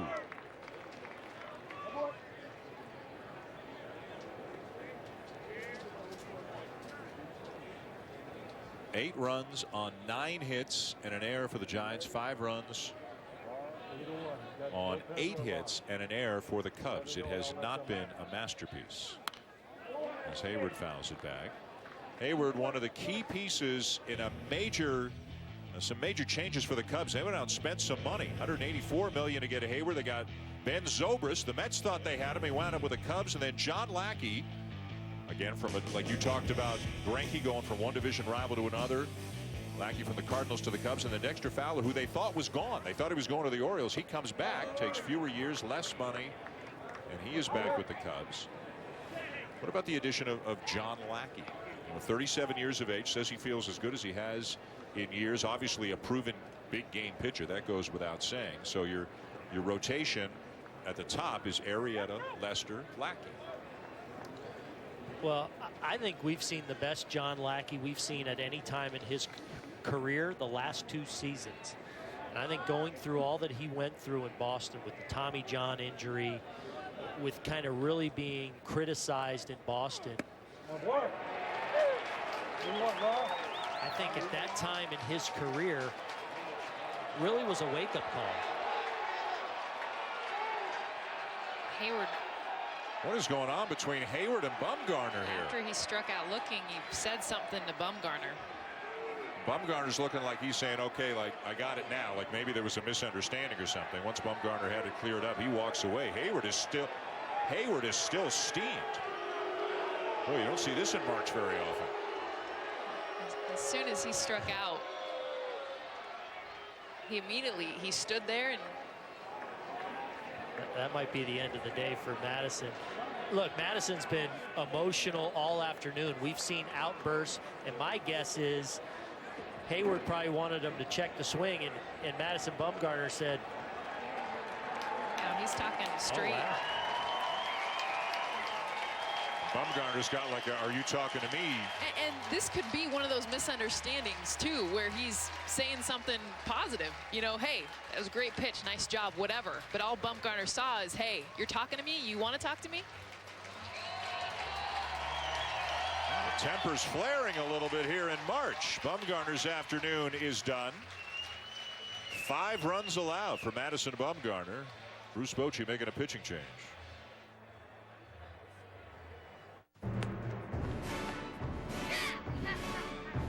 There's real evil lurking on your lawn. Weeds. Evil weeds. And you need the power of the new Scott's Turf Builder Weed and Feed to destroy them. Now twice as effective, Scott's Weed Grip Particle Technology sticks to weeds, strangling them with a death grip, while still greening your lawn. Scott's. It's good out here.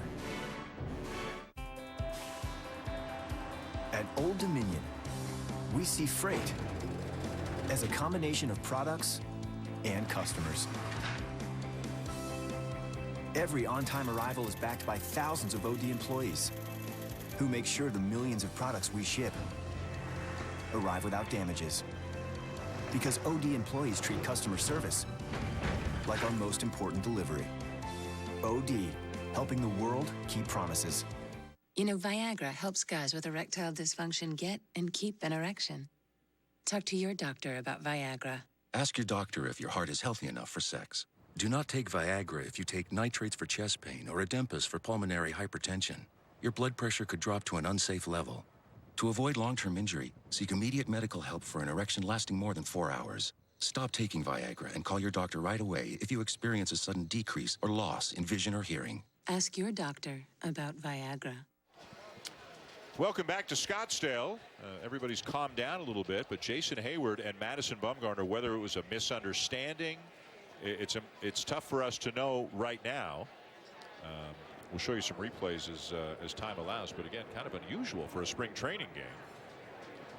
The new pitcher for the Giants is left-hander Braulio Lara. 27 years of age from the Dominican Republic. Spent some time at both AA and AAA last year.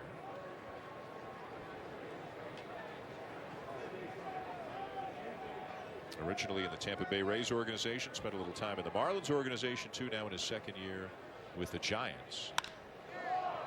As the 0-1 to Bryant is hit in the air, right center field. The outfielders converge. Span finds it, makes the catch, and the inning is over. Bumgarner's day is over as well. Hayward unhappy, kind of looking out to the mound, didn't say anything, and Bumgarner says, "Are you talking to me?"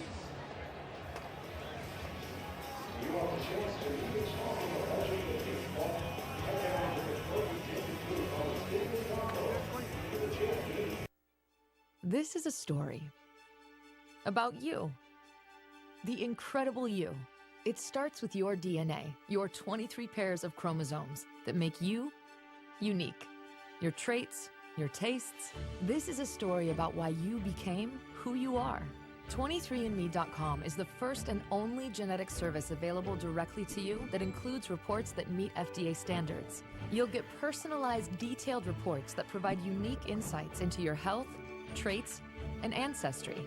Simply order your DNA kit from 23andme.com, provide your saliva sample at home, and mail it back. Then you'll be notified when your online reports are ready. You'll be able to explore your reports and use tools to compare your genetics with friends and family. See how your 23 pairs of chromosomes help tell the story of one incredible you. Order your DNA kit today at 23andme.com. Opening day and night. 7 games, 2 days. Clayton will be there with nasty stuff. Kutch with all 5 tools. And Trout, who knows what he'll do next. Baseball is back, and not a moment too soon. Games all day, April 3rd and 4th on ESPN, and streaming live on Watch ESPN and the ESPN app, presented by Scott's. This is shaving. A blade. Many blades. Sharp blades. Blades here, blades there, some more over there. Whoa. That's not another blade. This is shielding with lubrication here and here. The new Gillette with Pro Shield lubrication before and after the blades. Shields from irritation for a close, comfortable shave. The new Pro Shield from Gillette. The best a man can get. And one Pro Shield refill gets you up to 1 month of shaves. Join Major League Baseball in the 30 clubs as we celebrate opening day. Show your team pride by wearing your favorite cap on April 4th and share on social media using hashtag #CapsOn for a chance to win prizes. Tune into all the opening day action April the 4th on ESPN. We've got 3 games on Sunday the 3rd, 4 games on Monday the 4th on the ESPN family of networks.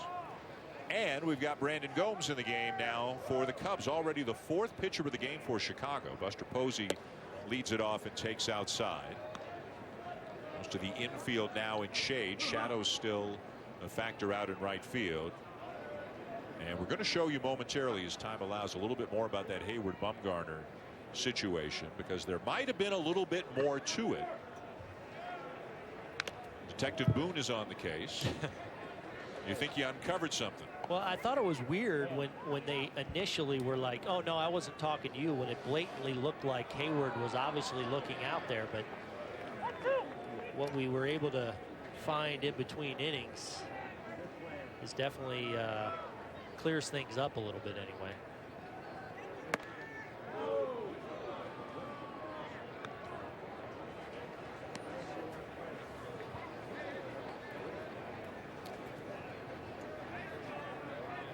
Sun's still an issue out in the outfield, especially right field, center field to a certain extent as well for fans out beyond the fence in right field. These late afternoon games are tough as that pitch misses inside a full count. And that's the worst. I mean, I think the obvious for outfielders is usually when you're thinking when the ball's hit, you can't see it out, you know, coming out of the sun. But if you can't see it off of contact, I mean, that is everything, because it's your reads, it's your jumps.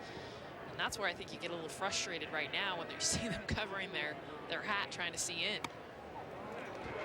Ball 4. All right, Aaron, take us through the situation. Tell us what you see. All right, clearly Dexter Fowler is giving something to Jason Hayward, whether it be location, whether it be the pitch, whatever. Now watch right here. Hayward looks out, we think, to Bumgarner, but he's actually communicating with Fowler. And Fowler kind of nods his head like, yeah, okay, we weren't on the same page, obviously, in our communication. And that is a mistake, frankly, for Jason Hayward to be that demonstrative about it. That's something you talk about when you get back to the dugout. If you're relaying signs with that, you don't want to let the other team know, certainly, or now the rest of the league, that, hey, you and Fowler are communicating something from second base to you as a hitter. Now teams will be on alert for that. It's something everybody does, but nobody acknowledges they do. No, I think you acknowledge, and I absolutely think it is part of the game. But you can't let on that you're blatantly do it, and that's what happened right there. As soon as the conversation began between Hayward and Bumgarner clearly was saying, are you talking to me? I mean, you could read his lips, and Hayward tapped his chest, and whatever Hayward said in one sentence completely worked for Bumgarner. He was completely fine with it, and the situation was over. Saying, no, I got a bad location from my guy on second. They're still talking about it, Hayward and Fowler out there, but that's something. Look, you go communicate behind closed doors. Hey, you know, were you giving me in there? Did he miss his spot possibly? So possibly it was Bumgarner missing a side of the plate that he thought it was going to. And he's just saying maybe we do thumbs up, thumbs down next time instead of a straight up stare down. And I mean, I think even beyond if it's location, I think also sometimes you look at the runner, hey, is that there? Did I miss that strike? Like, I think it could be either one. The point is he's communicating to Fowler and staring without realizing that the pitcher is right in between.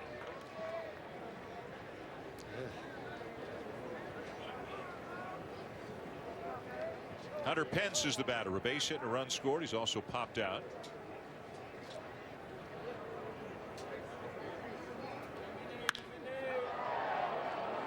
In the air to right. It's carrying. Hayward is back, and it is gone. An opposite field two-run home run for Hunter Pence. And it is 10-5.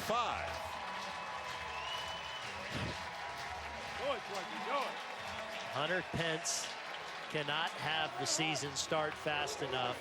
He is on a home run tear. We saw him with a hanging breaking ball rifle a ball to right field earlier. And here he gets a fastball, four-seam fastball up around the belt. That short, compact swing just rides it out of here in this high desert air to deep right field. There's Brandon Belt. First pitch swinging and a fly ball to left for Bryant.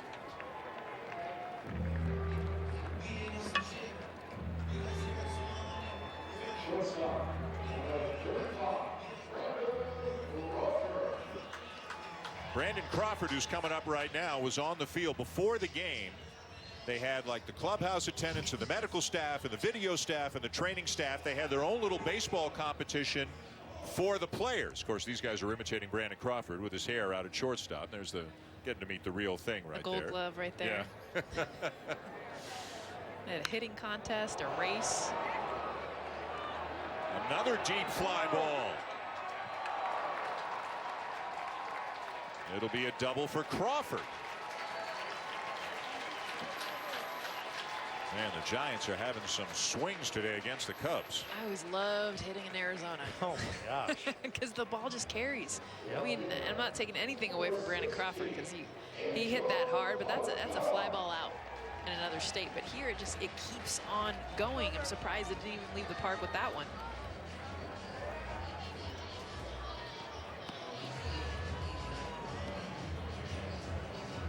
That's hard as an outfielder sometimes because you're going back thinking, I got this, because off the bat your read is that's a pop fly to me, and then it just it keeps going. You know, from the travel roster the Cubs provided us with, they have 7 pitchers with them today. Arrieta obviously was expected to go more than a third of an inning. They were hoping for probably 5, maybe 6 innings from him.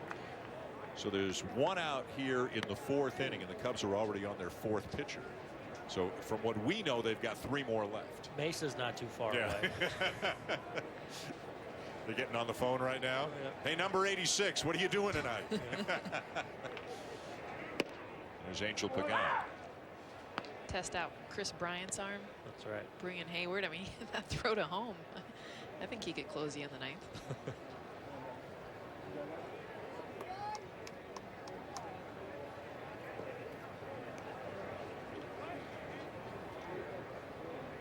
All right, let me get back, Booney, to the giving location a little bit from second base. So the idea is that the runner at second base is going to tell you inside or outside, or what kind of pitch it is, but it's mostly location more than the type of pitch, right? Yeah, I mean, it can certainly vary, but it maybe appeared that it was a location thing there, and sometimes the pitcher doesn't oblige, though. He misses the location he's going to, and that felt like what the communication was that was going on between Fowler and Hayward. But he got a fastball, right? So he was obviously under the impression he was going to get either a breaking ball or a fastball in a completely different location. Possibly. It's impossible to know for sure, but there was definitely communication going on there. Well, it's a good thing they can both laugh about it. And if you got crossed up, It was got in a huge fight with probably the one guy you don't want to get in a fight with. You just don't want everyone knowing about it, and that's not something you can communicate after the fact walking back to the dugout. That's something you talk about behind closed doors to kind of try and iron out, okay, what were you seeing, what were you giving.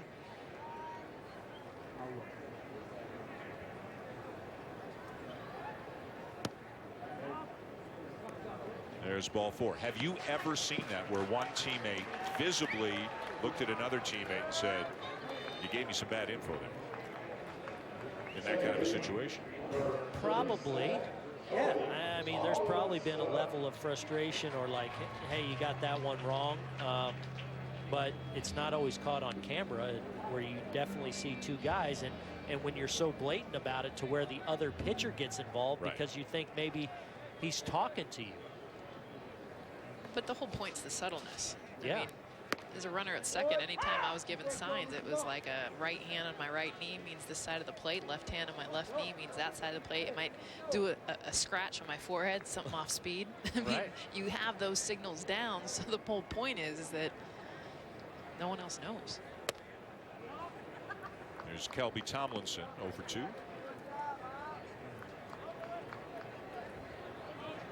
I've even called timeout from center field before and come in and told my pitcher, hey, they got your signs, buddy. Like, I'm watching runner at second. And it's obvious for me standing behind him.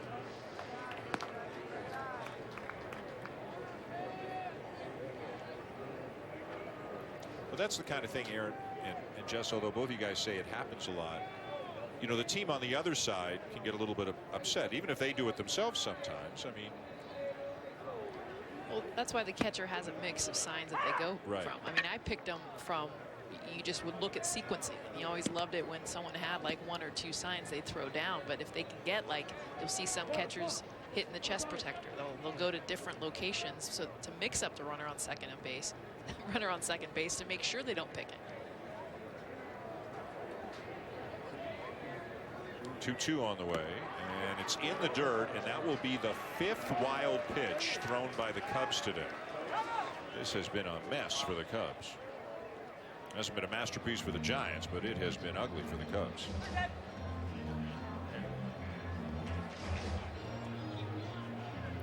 So the infield will come in again.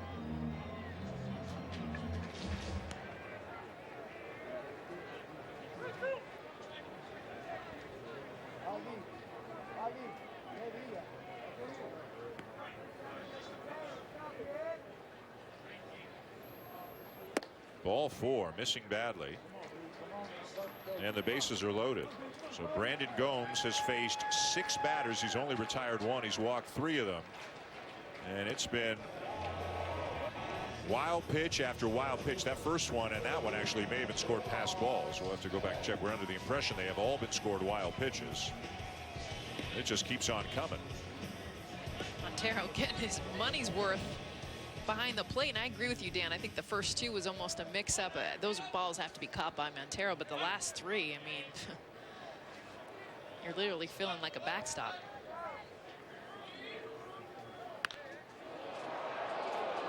Well, rip foul down the right side.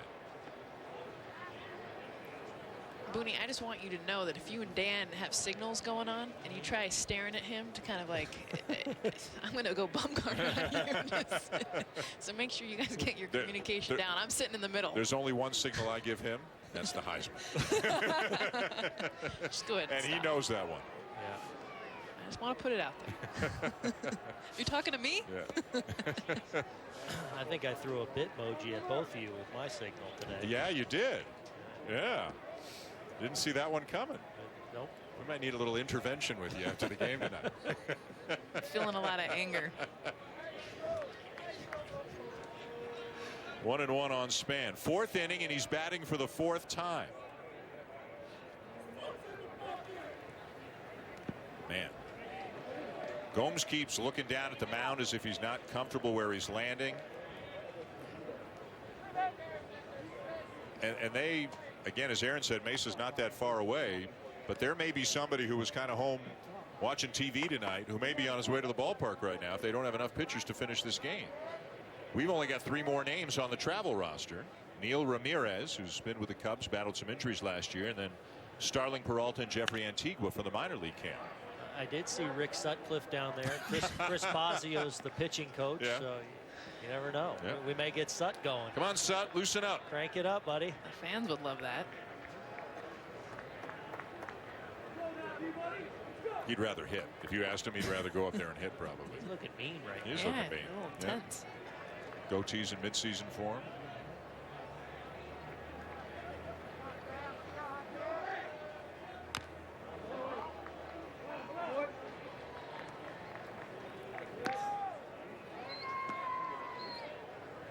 Giants have scored in every inning. In fact, of the 4 innings, the 8 half innings that we've had so far, the only inning in which a team did not score was the top of the second.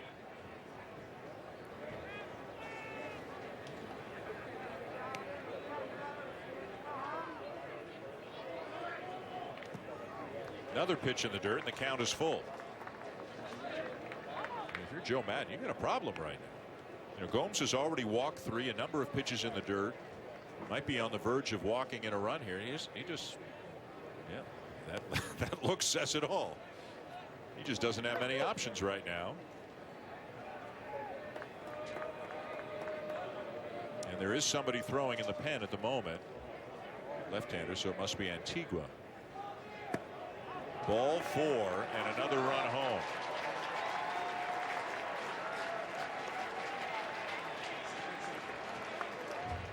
Fourth walk given up in the inning by Gomes, and there is Jeffrey Antigua.